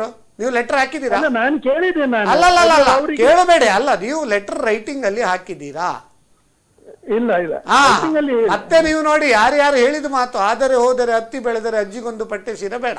ನೀವೊಂದು ಸ್ಪೆಸಿಫಿಕಲಿ ಅವರಿಗೆ ಒಂದು complaint hockey, this is the issue, merger ಇಂದಾಗಿ ನಮ್ಗೆ ಈ ರೀತಿ ತೊಂದರೆ ಆಗಿದೆ. ಮತ್ತೆ ಮರ್ಜರ್ ಮಾಡಿದ ಯಾರು? ಎರಡು ಸರ್ಕಾರದಲ್ವಾ? ಸರ್ಕಾರ ಫೈನಾನ್ಸ್ ಮಿನಿಸ್ಟ್ರಿ ಕೂಡ ಹಾಕಿ, what are the disadvantages of the merger also you put, so that they should resolve all this issue. ಯಾಕಂದ್ರೆ ಈ ಗ್ರೂಪ್ ಓಕೆ, ಬಹಳ ಉತ್ತಮ ಪ್ರಶ್ನೆ ಕೇಳಿದ್ರಿ ಡೊಮಿನಿಕ್ ಲೂಯಿಸ್ ಅವರೇ, ನಿಮ್ಗೆ ಧನ್ಯವಾದಗಳು. ಸೊ ಈಗ ಗ್ರೂಪ್ ಇನ್ಶೂರೆನ್ಸ್ ಇದು ಡಿಸ್ಅಡ್ವಾಂಟೇಜ್ ಕೂಡ ಉಂಟು. ಈಗ ಗ್ರೂಪ್ ಇನ್ಶೂರೆನ್ಸ್ ಮಾಡಿದ್ರೆ ಒಂದು ವೈಯಕ್ತಿಕ ಪಾಲಿಸಿ ಕೂಡ ಮಾಡೋದು ಒಳ್ಳೆಯದು ಅಲ್ವಾ? ಈಗ ಮಲ್ಟಿಪಲ್ ಇನ್ಶೂರೆನ್ಸ್ ಮತ್ತೆ ಫ್ಯಾಮಿಲಿ ಫ್ಲೋಟರ್, ಅದರ ಬಗ್ಗೆ ಒಂದು ನಾವು ಮಾತಾಡುವ. ಫ್ಯಾಮಿಲಿ ಫ್ಲೋಟರ್ ಅಂದ್ರೆ ಏನು ಹರೀಶ್ ಪ್ರಭು ಅವರೇ, ಅದರ ಬಗ್ಗೆ ಒಂದು ಹೇಳ್ಬೋದಾ? ನೋಡಿ, ಫ್ಯಾಮಿಲಿ ಫ್ಲೋಟರ್ ಅಂದ್ರೆ ಈಗ ಒಂದು ಫ್ಯಾಮಿಲಿ ಅವರು 5 ಲಕ್ಷ ಕವರ್ ತಗೊಂಡಿದ್ದಾರೆ. ಅದರಲ್ಲಿ ಗಂಡ ಹೆಂಡತಿ 2 ಮಕ್ಕಳು 3 ಮಕ್ಕಳು ಇರ್ತಾರೆ. ಈ ಫ್ಯಾಮಿಲಿ ಫ್ಲೋಟರ್ ತಗೊಂಡಾಗ ಆ ಮನೆಯ ಯಾವುದೇ ಒಬ್ಬ ಸದಸ್ಯ ಒಬ್ಬನು ಅದು ತಗೊಳ್ಬಹುದು, ಅದನ್ನು 5 ಲಕ್ಷ ಯೂಸ್ ಮಾಡಬಹುದು, ಇಲ್ಲ ಎಲ್ಲರೂ ಸೇರ್ಬಿಟ್ಟು ಮಾಡಬಹುದು. ಅಂದ್ರೆ ಈಗ ಗಂಡ ಹೆಂಡತಿ ಸೇರ್ಬಿಟ್ಟು ಮಾಡಬಹುದು, ಗಂಡ ಹೆಂಡತಿ ಮಕ್ಕಳು ಸೇರ್ಬಿಟ್ಟು ಮಾಡಬಹುದು, ಇಲ್ಲ ಗಂಡನೇ 5 ಲಕ್ಷವನ್ನು ಕವರ್ ಮಾಡಬಹುದು. ಇದಕ್ಕೆ ಫ್ಯಾಮಿಲಿ ಫ್ಲೋಟರ್ ಅಂತಾರೆ. ಇಂಡಿವಿಜುವಲ್ ಅಂದ್ರೆ ಗಂಡನಿಗೆ 5 ಲಕ್ಷ, ಹೆಂಡತಿಗೆ 5 ಲಕ್ಷ, ಮಕ್ಕಳಿಗೆ 5 ಲಕ್ಷ ಕ್ಯಾಪಿಂಗ್ ಅಂತ. ಈಗ ಒಂದು ಹರೀಶ್ ಪ್ರಭು ಅವರ ಒಂದು ಕ್ಷಮಿಸಿ, ಅದನ್ನು ಮುಂದರ್ಸುವ ಒಂದು ದುಬೈಯಿಂದ ಕರೆ ಬಂದಿದೆ, ನಾವೊಂದು ಅಟೆಂಡ್ ಆಗ, ಅವ್ರಿಗೆ ಚಾರ್ಜ್ ಕಂಡಪಟ್ಟೆ ಆಗ್ತಾ ಇಲ್ಲಿದ್ರೆ. ಹಲೋ, ಯಾರು ಮಾತಾಡೋದು? ನಾನು ಡಾಕ್ಟರ್ ಚಂದ್ರಕಾಂತ್ ಭಟ್ ಅಂತ ದುಬೈಯಿಂದ ಮಾತಾಡೋದು. ಡಾಕ್ಟರ್ ಚಂದ್ರಕಾಂತ್ ಭಟ್, ನಮ್ಮ ಇನ್ವೆಸ್ಟ್ಮೆಂಟ್ ಕನ್ಸಲ್ಟೆಂಟ್ ದುಬೈ. ನಮ್ಮ ಒಂದು ಅನೇಕ ಕಾರ್ಯಕ್ರಮಗಳಲ್ಲಿ ರಿಸೋರ್ಸ್ ಪರ್ಸನ್ ಆಗಿ ಭಾಗವಹಿಸಿದ್ದೀರಿ. ನಿಮಗೆ ದುಬೈಯಿಂದ ಕರೆ ಮಾಡಿದ್ದಕ್ಕೆ ಆಭಾರಿ. ನಿಮ್ಮ ಪ್ರಶ್ನೆ ಕೇಳಬಹುದಾ? Thank you. ನೋಡಿ, ನಮ್ಮ ಪ್ರಶ್ನೆ ಏನಂತ ಹೇಳಿದ್ರೆ, ಈ ಲಕ್ಷಾಂತರ ಜನ NRIಗಳು ಬೇರೆ ಬೇರೆ ದೇಶಗಳಲ್ಲಿ ಇದ್ದಾರೆ. ಅವರ ಸಮಸ್ಯೆ ಏನಂತ ಹೇಳಿದ್ರೆ, ಅವರು ಅಲ್ಲಿರುವಷ್ಟು ಕಾಲ ಅವರಿಗೆ ಇಲ್ಲಿಯ ಎಂಪ್ಲಾಯರ್ಸ್ ಗಳು ಕವರ್ ಮಾಡಿರ್ತಾರೆ.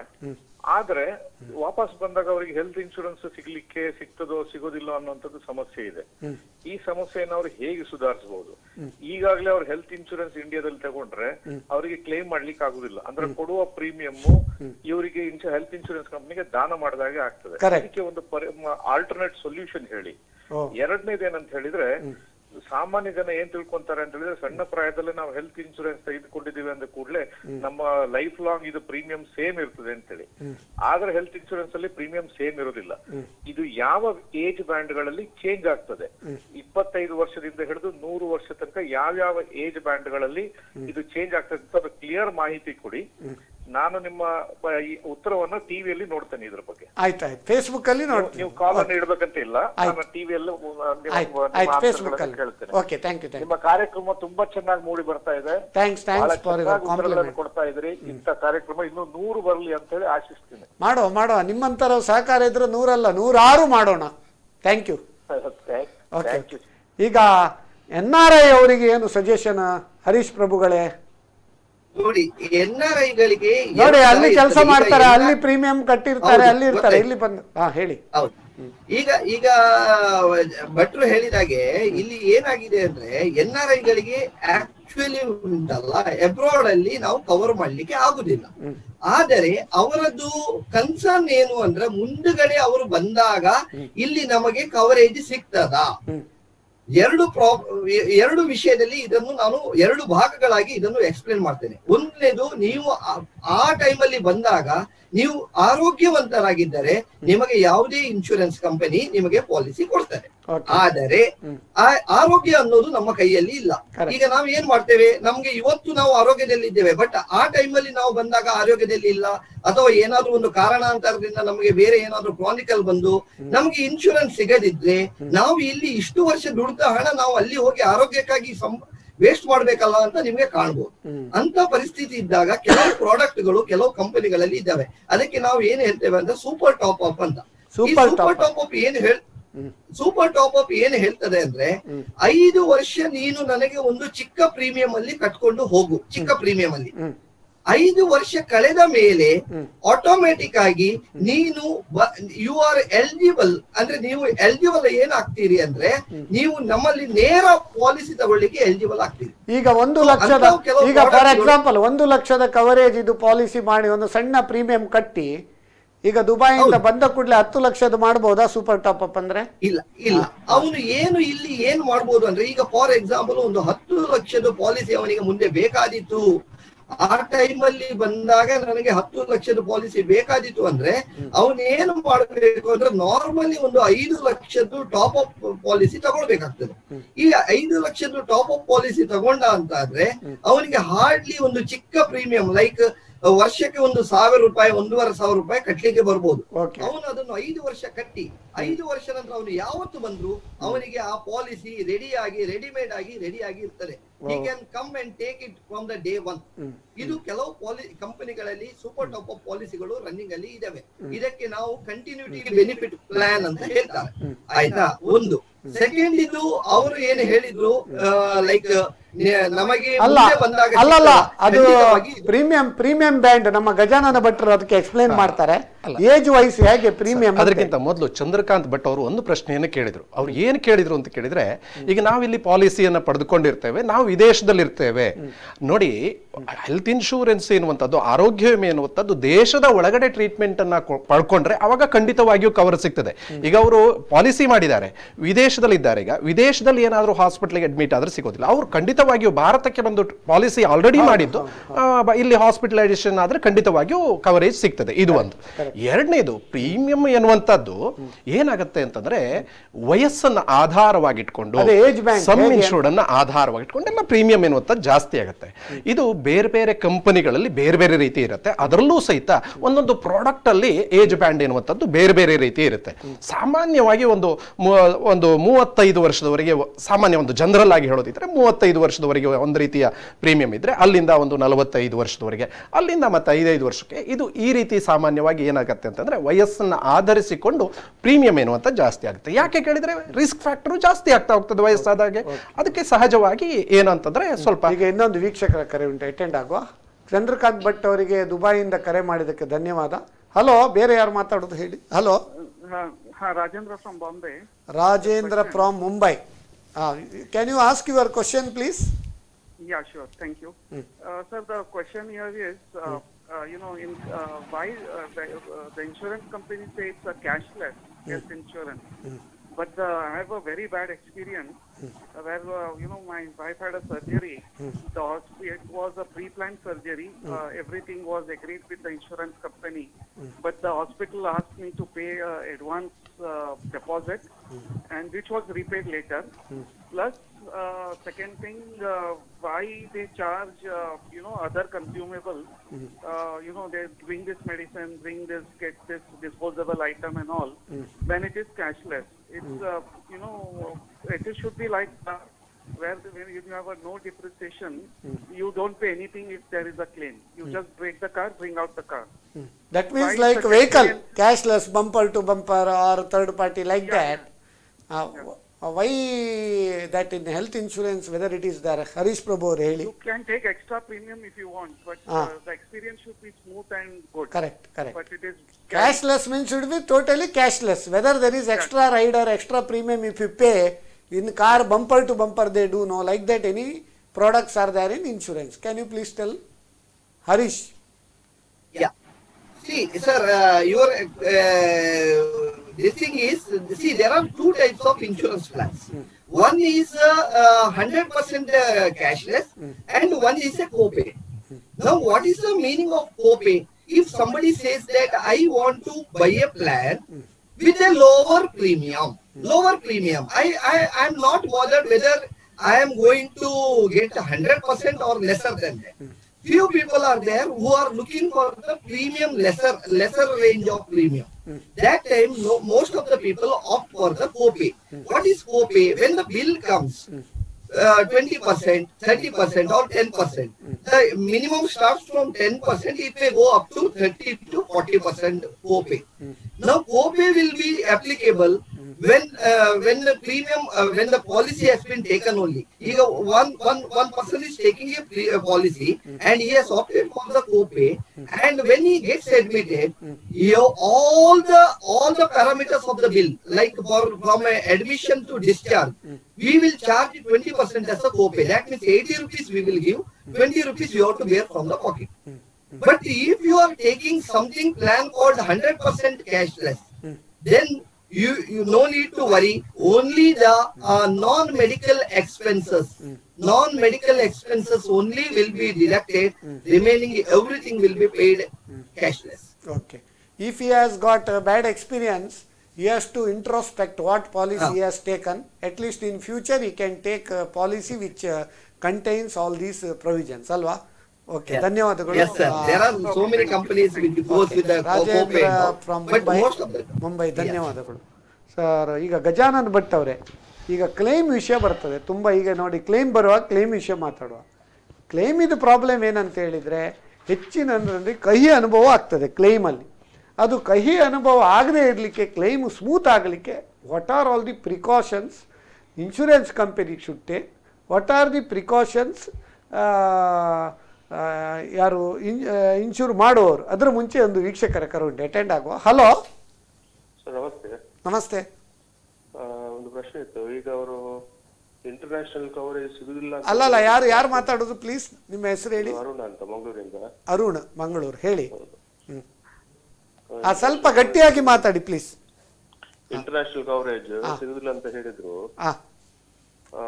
ಆಡ್ ಆನ್ ಕವರ್ಸ್ ಅಲ್ಲಿ ಸಿಗ್ತದಾ ಅಂತ ನನಗೊಂದು ಅಡ್ವೈಸ್ ಮಾಡಿದ್ರು.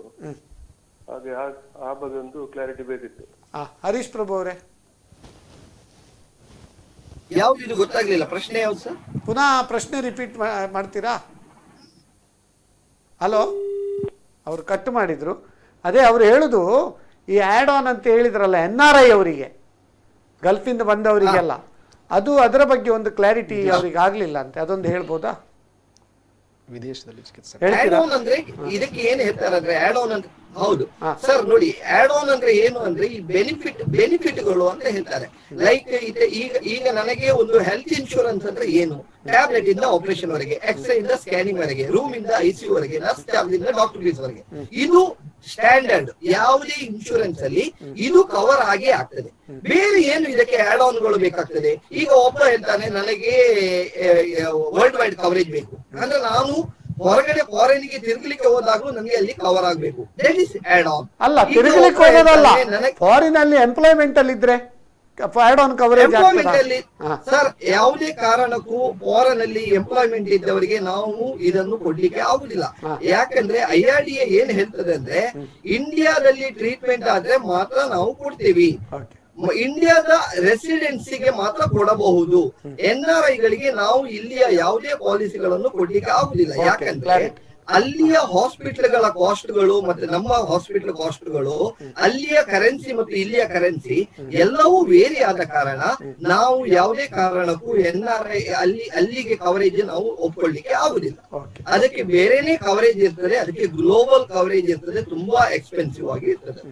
ಅದು ಈ ಸಾಫ್ಟ್ವೇರ್ ಕಂಪನಿಗಳು ಇವರು ಅವರ ಎಂಪ್ಲಾಯೀಸ್ ಗಳಿಗೆ ಕೊಡ್ತಾರೆ. ಬಹಳ ಉತ್ತಮವಾಗಿ ವರ್ಣಿಸಿದ್ರಿ. ನಮ್ಮ ಅರುಣ್ ಅವರಿಗೆ ಕಾಲ್ ಮಾಡೋಕ್ಕೆ ಧನ್ಯವಾದ. ಇನ್ನೊಂದು ವೀಕ್ಷಕರ ಕರೆ ಉಂಟು. ಹಲೋ ಹಲೋ ಸರ್, ನಮಸ್ಕಾರ. ನಾನು ರಾಜೇಶ್ ಅಂತ ಮಂಗಳೂರಿಂದ. ರಾಜೇಶ್ ಅವರೇ, ನಿಮ್ಮ ಪ್ರಶ್ನೆ ಕೇಳಿ. ಮೂರು ಜನರಿಗೂ ನಮಸ್ಕಾರ. ನಮಸ್ಕಾರ. ಗ್ರೂಪ್ ಇನ್ಸೂರೆನ್ಸ್ ಬಗ್ಗೆ ಬಹಳ ಒಳ್ಳೆ ಮಾಹಿತಿ ಕೊಡ್ತಿದ್ದೀರಿ, ಬಹಳ ಸಂತೋಷ. ಆದ್ರೆ ಇಂಡಿವಿಜುವಲ್ ಇನ್ಸೂರೆನ್ಸ್ ಬಗ್ಗೆ ಸ್ವಲ್ಪ ಮಾಹಿತಿ ಕೊಟ್ರೆ ಮತ್ತೆ ಕಡು ಬಡವರಿಗೆ ಹೆಲ್ಪ್ ಆಗುವಂತ ಒಂದು ಕೆಲವು ವಿಚಾರಗಳನ್ನು ತಾವು ತಿಳಿಸಿದ್ರೆ ಬಹಳ ಇಂಡಿವಿಜುವಲ್ ಇನ್ಸೂರೆನ್ಸ್ ಬಗ್ಗೆ ಅದು ಹೇಳಿ ಆಗಿದೆ. ಈಗ ಆಯುಷ್ಮಾನ್ ಭಾರತ ಅದ್ರದ್ದೆಲ್ಲ ಹೇಳಿದ್ದಾರೆ. ಗಜಾನನ್ ಭಟ್ ಅವರೇ ಬ್ರೀಫ್ ಆಗಿ ಹೇಳಿ. ನೋಡಿ, ಜನರಲ್ಲಿ ಏನು ಭಾವನೆ ಇದೆ ಅಂತ ಕೇಳಿದ್ರೆ ಆರೋಗ್ಯ ವಿಮೆ ಅಂತಂದ್ರೆ ಬಹಳ ದುಬಾರಿ ಎನ್ನುವಂಥದ್ದು ಇದೆ. ಈಗ ನಿಮ್ಮ ಬೇಡಿಕೆ ಏನು ಎನ್ನುವಂಥದ್ದು ನಮಗೆ ಹೇಳಿದ್ರೆ, ಈಗ ನನಗೆ ಇಷ್ಟು ಪ್ರೀಮಿಯಂ ಅನ್ನು ವರ್ಷದಲ್ಲಿ ನಾನು ಕಟ್ಟಬಹುದು ಎನ್ನುವಂಥದ್ದನ್ನ ತಿಳಿಸಿದ್ರೆ ಅದಕ್ಕೆ ಅನುಗುಣವಾದಂತಹ ಪಾಲಿಸಿಗಳು ಎಲ್ಲ ಕಂಪನಿಯಲ್ಲೂ ಇದೆ. ಕಡಿಮೆದು ಅವರಿಗೆ ಈಗ ಲೋ ಕಾಸ್ಟಿಗೆ ಅಂದ್ರೆ ಆ ಒಂದು ಬಜೆಟ್ಗೆ ಆಗುವಂತದ್ದು ಇದೆ, ಮತ್ತು ಎಲ್ಲ ಸೌಲಭ್ಯಗಳು ಜಾಸ್ತಿ ಬೇಕು ಅಂತಂದ್ರೆ ಆವಾಗ ಹೆಚ್ಚು ಪ್ರೀಮಿಯಂ. ಪ್ರಾಬ್ಲಮ್ ಏನು ಗೊತ್ತಾ, ಬೆಲೆ ಕಮ್ಮಿ ಆವಡು, ಕುಂಟುಲ ಅಡ್ಡಿ ಆವಡು, ಮಳಲ ಪದ್ನಾಜಿ ಆವಡು ಅಂತೇಳಿ ಅದು ದೊಡ್ಡ ಸಮಸ್ಯೆ. ಹೌದೌದು. ಈಗ ಕಡಿಮೆ ಪ್ರೀಮಿಯಂ ಅನ್ನು ಕಟ್ಟಿದಾಗ ಅವನಿಗೆ ಏನಂತಂದ್ರೆ ಬೇಸಿಕ್ ಕವರ್ ಮಾತ್ರ ಅದರಲ್ಲಿ ಸಿಗುತ್ತದೆ. ಏನಾದ್ರೂ ಹೆಚ್ಚು ಪ್ರೀಮಿಯಂ ಕಟ್ಟಿದಾಗ ವಿಶೇಷವಾದಂತಹ ಸೌಲಭ್ಯಗಳೆಲ್ಲ ಸಿಗ್ತದೆ. ಈಗ ಕಡಿಮೆ ಪ್ರೀಮಿಯಂ ಕಟ್ಟಿದಾಗ ಜನರಲ್ ವಾರ್ಡ್ ಅಂತಿರುತ್ತೆ, ಅದೇ ಸ್ವಲ್ಪ ಜಾಸ್ತಿ ಪ್ರೀಮಿಯಂಗೆ ಬಂದಾಗ ಅವನಿಗೆ ಒಳ್ಳೆ ರೂಮಿಗೆ ಹೋಗ್ಲಿಕ್ಕೆ ಅವಕಾಶ ಇರುತ್ತೆ. ಈ ರೀತಿ ಇದೆ. ಅದು ದುಬಾರಿ ಎನ್ನುವಂತಹ ಒಂದು ಮನೋಭಾವನೆಯನ್ನ ತೆಗಿಬೇಕು. ಸೊ ಈಗ ಕಡು ಬಡವರಿಗೆ ಏನು ಪ್ರೊವಿಷನ್ ಉಂಟು ಕೇಳಿದ್ರು ಅವರು. ಅದೇ ಕಡುಬಡವರಿಗೆ ಆಗುವಾಗ ಒಂದು ಈಗ ಸರ್ಕಾರದ ಒಂದು ಯೋಜನೆಗಳಿದೆ. ಅದಲ್ಲದೆ ಏನಪ್ಪಾ ಅಂತ ಕೇಳಿದ್ರೆ ಪ್ರತಿಯೊಂದು ಕಂಪನಿಯಲ್ಲೂ ಸಹಿತ ಈ ಕಡಿಮೆ ಒಂದು ಪ್ರೀಮಿಯಂನ ಒಂದು ಪಾಲಿಸಿ ಸಮ್ ಇನ್ಶೂರ್ಡ್ ಎನ್ನುವಂಥದ್ದು ಬಂದಿದೆ ಅಲ್ಲ, ಆರೋಗ್ಯ ಸಂಜೀವಿನಿ. ಅದುವೇ ನಾನು ಹೇಳ್ತಾ ಇರುವಂತದ್ದು. ಏನಪ್ಪಾ ಕೇಳಿದ್ರೆ ಆರೋಗ್ಯ ಸಂಜೀವಿನಿ ಇದು IRDA ಗೈಡ್ಲೈನ್ಸ್ ಪ್ರಕಾರ ಏಪ್ರಿಲ್ 1ನೇ ತಾರೀಕಿನಿಂದ ಎಲ್ಲ ಇನ್ಶೂರೆನ್ಸ್ ಕಂಪನಿಗಳು, ಜನರಲ್ಲು ಮತ್ತು ಹೆಲ್ತ್ ಇನ್ಶೂರೆನ್ಸ್ ಕಂಪನಿಗಳು ಇದನ್ನು ಲಾಂಚ್ ಮಾಡಿವೆ. ಇಲ್ಲಿ 1 ಲಕ್ಷ ರೂಪಾಯಿ ಸಮ್ ಇನ್ಶೂರ್ಡ್ ಇದೆ. ಇಂಡಿವಿಜುವಲ್ ಆಗಿ ವೈಯಕ್ತಿಕವಾಗಿ 1 ಲಕ್ಷವನ್ನು ಪಡಿಬಹುದು, ಅಥವಾ ಇಡೀ ಕುಟುಂಬಕ್ಕೆ ಬೇಕಾದ್ರೂ 1 ಲಕ್ಷದ ಸಮ್ ಇನ್ಶೂರ್ಡ್ ಅನ್ನು ಪಡಿಬಹುದು. 10 ಲಕ್ಷ, ಗರಿಷ್ಠ 10 ಲಕ್ಷದವರೆಗೆ ಇಲ್ಲಿ ಯಾವುದೇ ಇನ್ಶೂರೆನ್ಸ್ ಕಂಪನಿಗೆ ಹೋದರೂ ಸಹಿತ ಈ ಏನು ರೂಲ್ಸ್ ಇರ್ತದಲ್ಲ, ನಿಯಮ ನಿಬಂಧನೆಗಳು ಎಲ್ಲ ಇನ್ಶೂರೆನ್ಸ್ ಕಂಪನಿಯಲ್ಲೂ ಒಂದೇ ರೀತಿ ಇರುತ್ತದೆ. ಆನಂತರದಲ್ಲಿ ಪ್ರೀಮಿಯಂ ಮಾತ್ರ ಕಂಪನಿಯಿಂದ ಕಂಪನಿಗೆ ಸ್ವಲ್ಪ ವ್ಯತ್ಯಾಸ ಇರಬಹುದು, ಇಷ್ಟೇ ಹೊರತು ಆರೋಗ್ಯ ವಿಮೆ IRDA ಗೈಡ್ಲೈನ್ಸ್ ಪ್ರಕಾರ ಕಾಮನ್ ಫ್ಯೂಚರ್ಸ್ ಎಲ್ಲ ಯಾವುದೇ ಇನ್ಶೂರೆನ್ಸ್ ಕಂಪನಿ ತೆಗೆದುಕೊಂಡ್ರು ಒಂದೇ ರೀತಿಯ ಸೌಲಭ್ಯಗಳನ್ನು ಆ ಒಂದು ಪಾಲಿಸಿಯಲ್ಲಿ ಕೊಟ್ಟಿದ್ದಾರೆ. ಅಂತ ಪಾಲಿಸಿ ಅವನ ಹತ್ರ ಹೆಚ್ಚು ಹಣ ಕಟ್ಟಲಿಕ್ಕೆ ಆಗೋದಿಲ್ಲ, ಕಡಿಮೆ ಸಮ್ ಇನ್ಶೂರ್ಡ್ಗೆ ಹೋಗಬಹುದು. ಖಂಡಿತವಾಗಿಯೂ ಆರೋಗ್ಯ ವಿಮೆ ಎನ್ನುವಂಥದ್ದು ಮನುಷ್ಯನಿಗೆ ಅತ್ಯಂತ ಅಗತ್ಯವಾಗಿ ಬೇಕು. ಹೇಗೆ ರೋಟಿ ಮಕ್ಕಳ ಕಪನ್ ಕಪಡ ಇದನ್ನು ಹೇಳ್ತೇವೋ ಅದರ ಜೊತೆಯಲ್ಲಿ ಇನ್ಶೂರೆನ್ಸ್ ಹೌದೌದು, ಖಂಡಿತವಾಗಿ. ಓಕೆ, ಬಹಳ ಉತ್ತಮವಾಗಿ ಇದು ಮಾಡಿದ್ರೆ. ನಮ್ಮ ಇದು basic requirements roti ಕಪಡ and Makaan. ಈಗ 21st ಸೆಂಚುರಿಯಲ್ಲಿ ಇನ್ಶೂರೆನ್ಸ್ ಕೂಡ ಅದು ಆ್ಯಡ್ ಮಾಡಬಹುದು. ಯಾಕಂದ್ರೆ it will shield your risk of health life. ಆದರೆ ಲೈಫ್ ಅದರ ಬಗ್ಗೆ ಒಂದು ಈಗ ಫ್ಯಾಮಿಲಿ ಫ್ಲೋಟರ್ ಬಗ್ಗೆ ನಾವು ಅರ್ಧದಲ್ಲಿ ನಿಲ್ಲಿಸಿದ್ದೇವೆ, ಅದನ್ನೊಂದು ಮುಂದುವರಿಸಬಹುದು ಹರೀಶ್ ಪ್ರಭು ಅವರೇ. Family floater. So family floater ಅಂದ್ರೆ ಈಗ ನೋಡಿ, ನಾರ್ಮಲಿ ಏನಾಗ್ತದೆ ಅಂದ್ರೆ ಒಂದು ಫ್ಯಾಮಿಲಿಯಲ್ಲಿ ಗೊತ್ತಿರುವುದಿಲ್ಲ ಯಾರಿಗೆ ನಾವು ಕಾಯಿಲೆ ಬರ್ತದೆ, ಯಾವಾಗ ಬರ್ತದೆ, ಹೇಗೆ ಬರ್ತದೆ, ಎಷ್ಟು ಖರ್ಚಾಗಬಹುದು ಅಂತ. ಮುಂಚೆ ಏನಾಗ್ತಿತ್ತು, ಇಂಡಿವಿಜುವಲ್ ಪಾಲಿಸಿ, ನನಗೆ 1 ಲಕ್ಷ, ನನ್ನ ವೈಫಿಗೆ 1 ಲಕ್ಷ, ನನ್ನ ಮಕ್ಕಳಿಗೆ ಒಂದು ಟೋಟಲ್ ನಾವು 4 ಲಕ್ಷ ಕವರ್ ತಗೊಂಡಿದ್ದೀವಿ ಅಂತ. ಆದರೆ ಈಗ ಫ್ಲೋಟರ್ ಬಂದ ಕಾರಣ ಈವನ್ ಒಬ್ಬರಿಗೆ, ಈಗ ಮನೆಯ ಯಜಮಾನನಿಗೆ 4 ಲಕ್ಷ ಖರ್ಚಾಯ್ತು, ಈ ಕ್ಯಾನ್ ಯೂಸ್.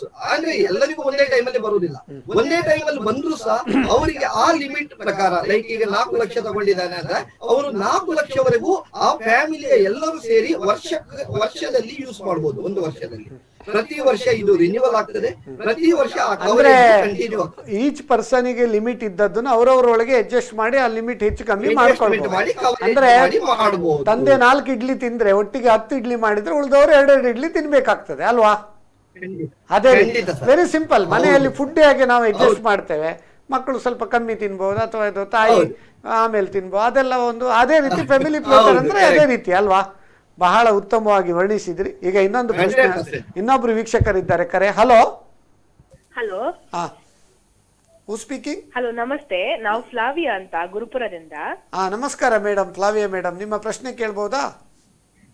ನಾನು ಇವರಿಂದಲೇ ಹೆಲ್ತ್ ಇನ್ಶೂರೆನ್ಸ್ ತಗೊಂಡಿದ್ದೆ ಸರ್. ಯಾರಿಂದ? ಹರೀಶ್ ಸರ್ ಅವರಿಂದಲೇ. ಓಕೆ, ಹೇಳಿ. ಹಾ, ನಾನು ನನ್ನ ಮಗಳು ಅಂದ್ರೆ ಹಾಸ್ಪಿಟಲ್ ಅಡ್ಮಿಟ್ ಆಗಿದ್ಲು. ತುಂಬಾ ಸಡನ್ ಆಗಿ ಆರೋಗ್ಯದಲ್ಲಿ ಪ್ರಾಬ್ಲಮ್ಸ್ ಆಗಿತ್ತು. ಆದ್ರೆ ಹೆಲ್ತ್ ಇನ್ಶೂರೆನ್ಸ್ ಇದ್ದಿದ್ರಿಂದ ತುಂಬಾ ಹೆಲ್ಪ್ ಆಗಿದೆ. ನಾವು ಎಷ್ಟು ಹಾಕಿದ ಹಣ ಪ್ರೀಮಿಯಂ ಅಲ್ಲಿ ಕಟ್ಟಿದ್ರೆ ಅದಕ್ಕಿಂತ ಜಾಸ್ತಿ ನಮಗೆ ಸಹಾಯ ಆಗಿದೆ.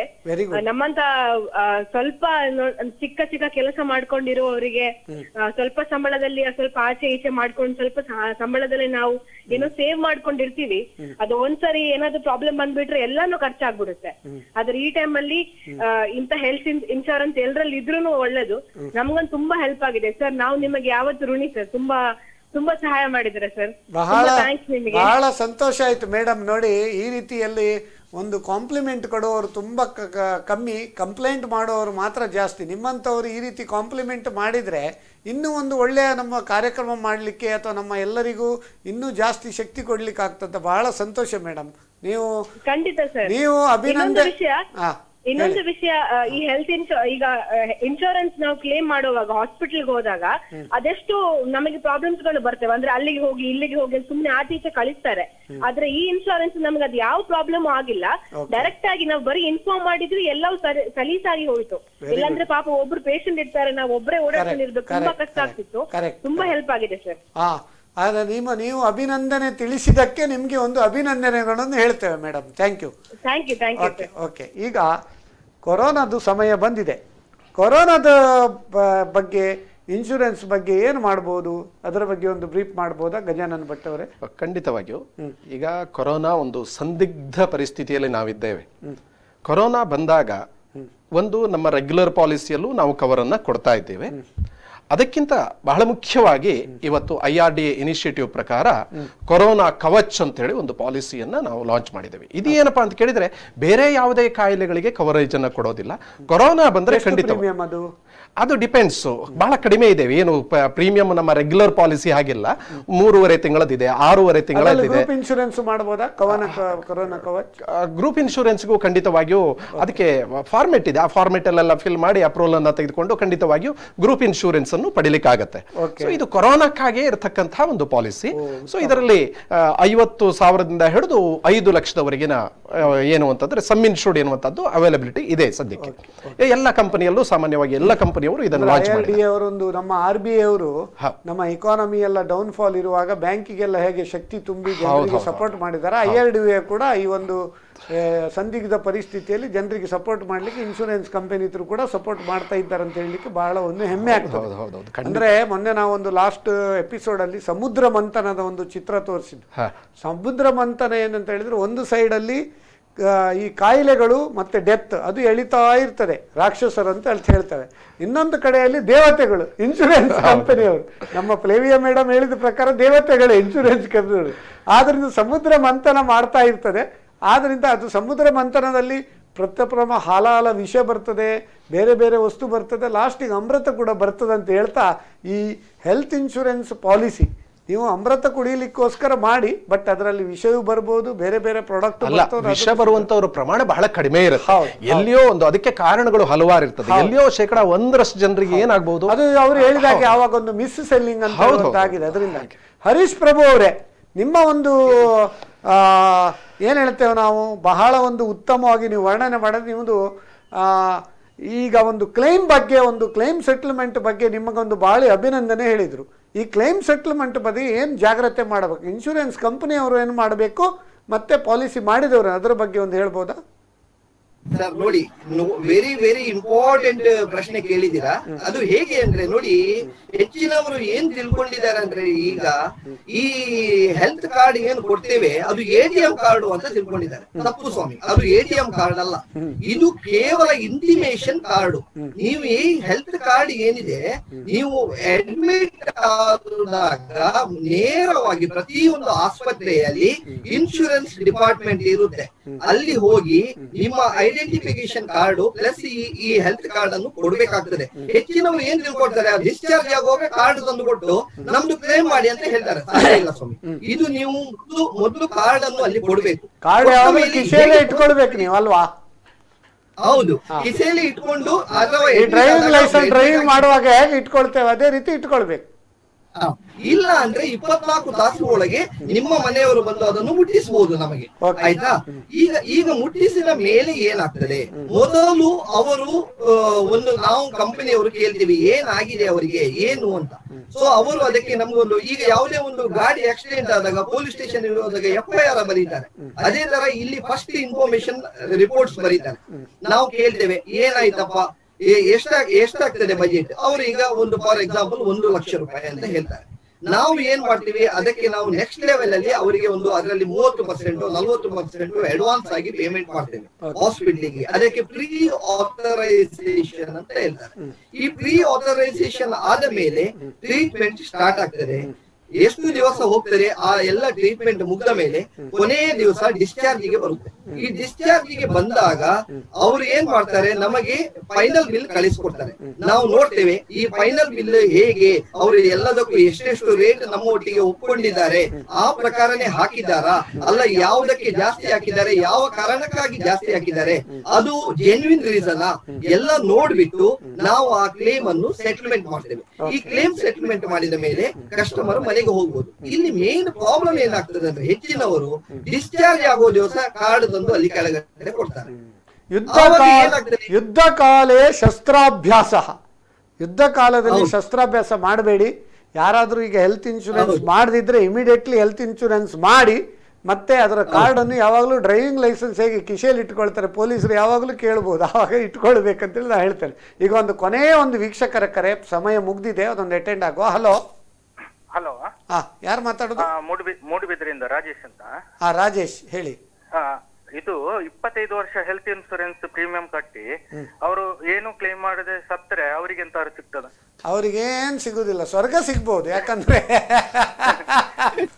ಈಗ ನೋಡಿ, ನೀವು ವೆಹಿಕಲ್ ಆಕ್ಸಿಡೆಂಟ್ ಅಲ್ಲಿ ವೆಹಿಕಲ್ ಇನ್ಶೂರೆನ್ಸ್ ಇದ್ದಾಗೆ, ಅದು ವೆಹಿಕಲ್ ಇನ್ಶೂರೆನ್ಸ್ ನೀವು ಕಟ್ಟಿ ಆ ಸಮಯ ಮುಗ್ದ ಕೂಡಲೇ ಹೋಯ್ತು, ಅದು ಮತ್ತೆ ಏನು ಸಿಗುದಿಲ್ಲ. ಹಾಗಾದ್ರೆ ಅಷ್ಟು 25 ವರ್ಷ ಕಟ್ಟಿದ್ದು ವೇಸ್ಟ್? ಕಟ್ಟಿದ್ದು ವೇಸ್ಟ್ ಅಂತ ನೀವು ಹೇಳಿಲ್ಲ, ನಾವು ಊಟ ಮಾಡಲಿಲ್ಲ ಅವ್ರು 25 ವರ್ಷ, ಎಲ್ಲ ವೇಸ್ಟೇ ಅಲ್ಲ. ನೋಡಿ, ಇನ್ಶೂರೆನ್ಸ್ ಪ್ರೀಮಿಯಂ ಅನ್ನೋದು ಕೂಡ ನಾವು ಊಟ ಮಾಡಿದಾಗೆ ಒಂದು ಖರ್ಚು. ನಾನು ಆವಾಗ ಬಿಗಿನಿಂಗಲ್ಲಿ ಹೇಳಿದ್ದೇನೆ, ಹಾಲಿನ ಬಿಲ್ಲು, ಕರೆಂಟ್ ಬಿಲ್ಲು, ಇದೆಲ್ಲ ಬಿಲ್ ಉಂಟಲ್ಲ, ಅದೇ ರೀತಿ ನೀವು ಇನ್ಶೂರೆನ್ಸ್ ಬಿಲ್ ಅಂತ ಅದರ ಒಟ್ಟಿಗೆ ನೀವು ಸೇರಿಸಬೇಕಾಗ್ತದೆ. ಅದನ್ನು ನಾವು ವೇಸ್ಟ್ ಅಂತ ಎಣಿಸಬಾರ್ದು. ಒಂದು ವೇಳೆ ಕ್ಲೈಮ್ ಬಂದದಿದ್ದರೆ ನಿಮ್ಮ ಒಂದು ಭಯಾನಕ ಪರಿಸ್ಥಿತಿ ಬರ್ತದೆ. Insurance is to shield your this, ಆಯ್ತಾ? ಅದು ನೀವು ಲೈಫ್ ಇನ್ಶೂರೆನ್ಸ್ ಪಾಲಿಸಿಗೂ ನೀವು ಹೆಲ್ತ್ ಇನ್ಶೂರೆನ್ಸ್ ಪಾಲಿಸಿಗೂ ಕಂಪೇರ್ ಮಾಡಬೇಡಿ. ಯಾಕಂದರೆ health insurance premium is very small. ಅದು ಇನ್ಕಮ್ ಟ್ಯಾಕ್ಸ್ ಬೆನಿಫಿಟ್ ಕೂಡ ನಾವು ನಿಮ್ಗೆ ಹೇಳಿಲ್ಲ, ಇನ್ಕಮ್ ಟ್ಯಾಕ್ಸ್ ಬೆನಿಫಿಟ್ ಕೂಡ ಉಂಟು. ಪ್ರತಿಯೊಬ್ಬರಿಗೆ 25,000ವರೆಗೆ ಇನ್ಶೂರೆನ್ಸ್, ಮತ್ತು ಅವರ ಫ್ಯಾಮಿಲಿ ಸ್ಪೌಸ್ ಅವರಿಗೆ ಪುನಃ ಪೇರೆಂಟ್ಸಿಗೆ ಕೂಡ ಎಡಿಷನಲ್ 25,000 50,000. ಪೇರೆಂಟ್ಸ್ ಇದು ಏಜ್ ಅಬೌವ್ 60 years ಇದ್ದರೆ ಮತ್ತು ಸೆಲ್ಫ್ ಏಜ್ ಪುನಃ ಜಾಸ್ತಿ ಇದ್ದರೆ 50,000 ಈಚ್ ಅಂತ ಹೇಳಿ ಸೀನಿಯರ್ ಸಿಟಿಸನಿಗೆ ಕೂಡ ಒಂದು ಬೊನಾನ್ಸ್ ಕೊಟ್ಟಿದ್ದಾರೆ, 50,000 ಅವರು ಇದ್ದರೆ ಮತ್ತು ಅವರ ಪೇರೆಂಟ್ಸಿಗೂ 50,000. ಅಂದರೆ ಟೋಟಲಿ 1 ಲಕ್ಷದವರೆಗೆ 80D ಅಲ್ಲಿ ಇನ್ಕಮ್ ಟ್ಯಾಕ್ಸ್ ಕೂಡ ಕ್ಲೇಮ್ ಮಾಡ್ಬೋದು. ದಯವಿಟ್ಟು ಆದ್ದರಿಂದ ಇನ್ಶೂರೆನ್ಸನ್ನು ನೆಗ್ಲೆಕ್ಟ್ ಮಾಡಬೇಡಿ. ಇನ್ಶೂರೆನ್ಸ್ ನೆಗ್ಲೆಕ್ಟ್ ಮಾಡಿದರೆ ನಾಳೆ ಮತ್ತೆ ಅಯ್ಯೋ ಅಂತ ಹೇಳಬೇಕಾಗ್ತದೆ. ಮತ್ತು ನೀವು ಏನು ಕಟ್ಟಿ ನೀವು ಮೇಲೆ ಹೋದರೆ ಏನಂದರೆ ಅವ್ರಿಗೆ ಸ್ವರ್ಗ ಸಿಗ್ಬೋದು ಅಂತೇಳಿ ನಮ್ಮ ಒಂದು ಆಶಯ ಅಂತ ಹೇಳ್ತಾ, ಟ್ರೀಟ್ಮೆಂಟ್ ಮಾಡುವಾಗ ಟ್ರೀಟ್ಮೆಂಟ್ ಮಾಡುವಾಗ ಡೆತ್ ಆದ್ರೆ ಅದು ಅವ್ರದ್ದು ಹಾಸ್ಪಿಟ್ಲ್ ಖರ್ಚೆಲ್ಲ ಸಿಗ್ತದೆ. ನಾವು ಆಲ್ರೆಡಿ ನಮ್ಮ ಇದನ್ನೆಲ್ಲ ಆಲ್ರೆಡಿ ಕವರ್ ಮಾಡಿದ್ದೇವೆ ಸ್ವಾಮಿ. ನೀವು ನಮ್ಮ ಕಾರ್ಯಕ್ರಮ ಉಂಟಲ್ಲ ನಾಡ್ದು ಬುಧವಾರ ರಾತ್ರಿ 9:30ಗೆ ಇದುಂಟು ಟೆಲಿಕಾಸ್ಟ್ ನೋಡಿ, ಅಥವಾ ನಾವು ಯೂಟ್ಯೂಬಲ್ಲಿ ಅಪ್ಲೋಡ್ ಮಾಡ್ತಾ ಹೋಗೋದು. ಕೊನೆಯದಾಗಿ ನಾವು ಹರೀಶ್ ಪ್ರಭು ಅವರೇ, ನಿಮ್ಮ ಕಿವಿ ಮಾತು ಏನು ನಮ್ಮ ವೀಕ್ಷಕರಿಗೆ? ಕಿವಿ ಮಾತು ಕೊನೆಯದಾಗಿ ಜನರಿಗೆ, ನಮ್ಮ ವೀಕ್ಷಕರಿಗೆ ಕಿವಿ ಮಾತು ಏನು ಸಂಕ್ಷಿಪ್ತ? ಕಿವಿ ಮಾತು ಸರ್, ಇದರಲ್ಲಿ ತುಂಬಾ ಇಂಪಾರ್ಟೆಂಟ್ ಏನು ಅಂದ್ರೆ ನೋಡಿ, ಹೆಲ್ತ್ ಇನ್ಶೂರೆನ್ಸ್ ಯಾಕೆ ಅಂದ್ರೆ ನಾವು ಯಾವತ್ತೂ ಹೇಳಿಕೊಂಡು ವೆಹಿಕಲ್ ಇನ್ಶೂರೆನ್ಸ್ ನಾವು ಮಾಡ್ತೇವೆ, ಅದು ಗಾಡಿ ನಮ್ದು ಬಾಡಿ. ಅದಕ್ಕೆ ಏನಾದ್ರು ಆದ್ರೆ ಹಾಸ್ಪಿಟ್ಲು, ಇದಕ್ಕೆ ಏನಾದ್ರು ಆದ್ರೆ ಅದಕ್ಕೆ ಏನಾದ್ರು ಆದ್ರೆ ಶೋರೂಮು, ಇದಕ್ಕೆ ಏನಾದ್ರು ಆದ್ರೆ ಹಾಸ್ಪಿಟ್ಲು, ಅಲ್ಲಿ ಮೆಕ್ಯಾನಿಕ್, ಇಲ್ಲಿ ಡಾಕ್ಟರ್. ಆದ್ರೆ ಅದಕ್ಕೆ ಜೀವ ಇಲ್ಲ, ನಮಗೆ ಜೀವ ಇದೆ. ಈ ಜೀವ ಇರುವ ನಾವು ಹೇಗೆ ಗಾಡಿಗೆ ವ್ಯಾಲ್ಯೂ ಕಟ್ಟಿ ಅದಕ್ಕೆ ನಾವು ಹೇಗೆ ಕಟ್ತಾ ಇರ್ತೇವೆ ಇನ್ಶೂರೆನ್ಸ್, ಅದೇ ತರ ಹೆಲ್ತ್ ಇಷ್ಟೇ important. Health insurance is not a saving, it is a expense. ಆದರೂ ಸಹ it gives you peace of mind. ಈ ಮನಸ್ಸಿನ ಸಮಾಧಾನ ಏನಿದೆ, ಆ ಮನಸ್ಸಿನ ಶಾಂತಿ ಏನಿದೆ, ಅದಕ್ಕಾಗಿ ಇವತ್ತು health insurance is very very important. ಅಂದ್ರೆ with small fees you can buy big peace ಅಂತ ಹೇಳ್ತೀರಿ ನೀವು ಅಲ್ವಾ? ಗಜಾನನ್ ಭಟ್ ಅವರೇ, ನಿಮ್ಮದು ಒಂದು ಕೊನೆಯದಾಗಿ ನೋಡಿ. ಆರೋಗ್ಯವೇ ಭಾಗ್ಯ ಅಂತ ಹೇಳಿದ್ದಾರೆ. ಆರೋಗ್ಯ ಚೆನ್ನಾಗಿದ್ರೆ ನನಗೆ ಏನು ದೇವರು ಸಂಪತ್ತು ಕೊಟ್ಟಿದ್ದಾನೆ ಅದನ್ನು ಅನುಭವಿಸುವಂತಹ ಒಂದು ಯೋಗ ಬರುತ್ತೆ. ಆರೋಗ್ಯ ಹಾಳಾದ್ರೆ ಏನ್ ಮಾಡ್ಬೋದು ಅಂತ ಸಂದರ್ಭದಲ್ಲಿ ನಾವು ಬಹಳ ಕಷ್ಟಪಟ್ಟು ಉಳಿತಾಯ ಮಾಡಿದಂತಹ ಹಣವನ್ನ ಕೆಲವು ಕ್ಷಣಗಳಲ್ಲಿ, ಕುಂಬಾರನಿಗೆ ವರುಷ ದೊಣ್ಣೆಗೆ ನಿಮಿಷ ಅಂತ ಹೇಳ್ತಾರೆ, ಕೆಲವೇ ಕ್ಷಣಗಳಲ್ಲಿ ಸಾಧಾರಣದ ಒಂದು ಆಕ್ಸಿಡೆಂಟ್ ಆದ್ರೆ ಅಥವಾ ಮಾರಣಾಂತಿಕ ಕಾಯಿಲೆಗಳು ಬಂದ್ರೆ ಕೆಲವು ಕ್ಷಣಗಳಲ್ಲಿ ನಾವು ಉಳಿತಾಯ ಮಾಡಿದಂತಹ ಹಣವನ್ನು ನಾವು ಕಳೆದುಕೊಳ್ಬೇಕಾಗತ್ತೆ. ಅದಕ್ಕಾಗಿ ಪ್ರತಿಯೊಬ್ಬರು ಸಹಿತ ಏನ್ ಮಾಡಬೇಕು ಅಂದ್ರೆ ಒಂದು ಪರ್ಯಾಯ ಯೋಚನೆಯನ್ನ ಮಾಡಬೇಕು. ತಮ್ಮ ಇನ್ಕಮ್ ನಲ್ಲಿ ಒಂದಿಷ್ಟನ್ನ, ಈಗ ಅವ್ರು ಹೇಳಿದ್ರು ಏನಪ್ಪಾ ಅಂತ ಕೇಳಿದ್ರೆ 25 ವರ್ಷ ನಾನು ಏನು ಕ್ಲೈಮ್ ಮಾಡಲಿಲ್ಲ, ಏನಪ್ಪಾ ಅಂತ ಕೇಳಿದ್ರೆ ಈಗ ನಾವು ಸಣ್ಣ ಸಣ್ಣ ವಿಚಾರಕ್ಕೆ, ಈಗ ಒಂದು ಮೊಬೈಲ್ ತಗೊಂಡ್ರೆ ಮೊಬೈಲ್ಗೆ ಏನ್ ಮಾಡ್ತೇವೆ ಅಂತಂದ್ರೆ ಸೇಫ್ ಗಾರ್ಡ್ ಅಂತ ಹೇಳಿ 200-300 ರೂಪಾಯಿ. ಹಾಗೆ ಬಹಳ ಮುಖ್ಯವಾಗಿ ನಮ್ಮ ಜೀವಕ್ಕೆ ಬೇಕಾದಂತ ರಕ್ಷಣೆಗಾಗುವಾಗ ನಾವು ಬಹಳಷ್ಟು ಯೋಚನೆಯನ್ನು ಮಾಡ್ತೇವೆ. ಈ ಮನೋಭಾವನೆಯಿಂದ everybody should have health insurance, whether it is government scheme ಇರ್ಬೋದು, ಕಡುಬಡವರು ಇರ್ಬೋದು, ಮಧ್ಯಮ ವರ್ಗದ್ದು, ಅವರವರ ಒಂದು ಅನುಕೂಲಕ್ಕೆ ಸರಿಯಾಗಿ ಯಾವುದೇ ರೀತಿಯಲ್ಲಿ ಕಾಂಪ್ರಮೈಸ್ ಮಾಡದೆ ನಾವು ಬಟ್ಟೆ, ಚಿನ್ನ, ಬೇರೆದಕ್ಕೆಲ್ಲ ಹೇಗೆ ನಾವು ಇದು ಮಾಡ್ತೇವೆ ಅಥವಾ ನಮ್ಮ ಫುಡ್ಡಿಗೆ, ಅದೇ ರೀತಿ insurance is also one of the requirement of as A necessity ಅಂತ ಹೇಳ್ತಾ, ವೀಕ್ಷಕರೇ ನಿಮ್ಮಲ್ಲಿದೆಯಾ ಫೈನಾನ್ಸ್, ಟ್ಯಾಕ್ಸೇಷನ್, ಬಿಸ್ನೆಸ್ ಕನ್ಫ್ಯೂಷನ್?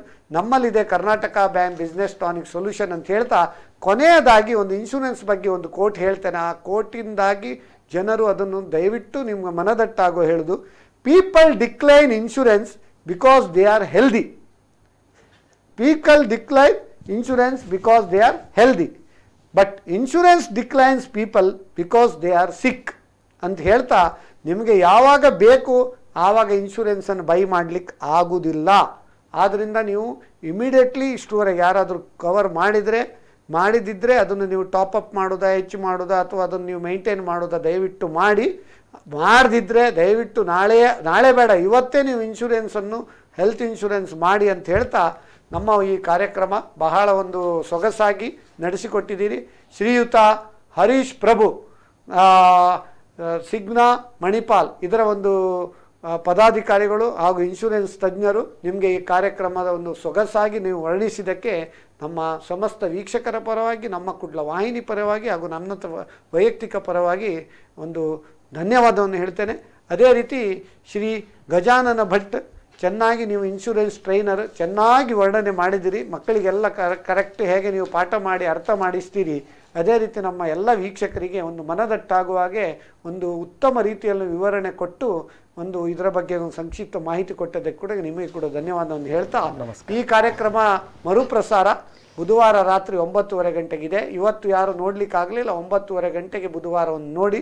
ಅದಲ್ಲದೆ ಈ ಕಾರ್ಯಕ್ರಮದ ಒಂದು ಎಂಟೈರ್ ಪ್ರೋಗ್ರಾಮನ್ನು ಯೂಟ್ಯೂಬಲ್ಲಿ ಕೂಡ ಅಪ್ಲೋಡ್ ಮಾಡ್ತೇವೆ ಅಂತ ಹೇಳ್ತಾ, ನಮ್ಮ ಈ ಒಂದು ಕಾರ್ಯಕ್ರಮಕ್ಕೆ ಎಲ್ಲರಿಗೂ ಅಷ್ಟಮಿಯ ಒಂದು ಶುಭಾಶಯವನ್ನು ಹೇಳಿ ನಮ್ಮ ಈ ಕಾರ್ಯಕ್ರಮವನ್ನು ಇಂದಿಗೆ ವಿರಾಮಗೊಳಿಸ್ತಾ ಇದ್ದೇವೆ.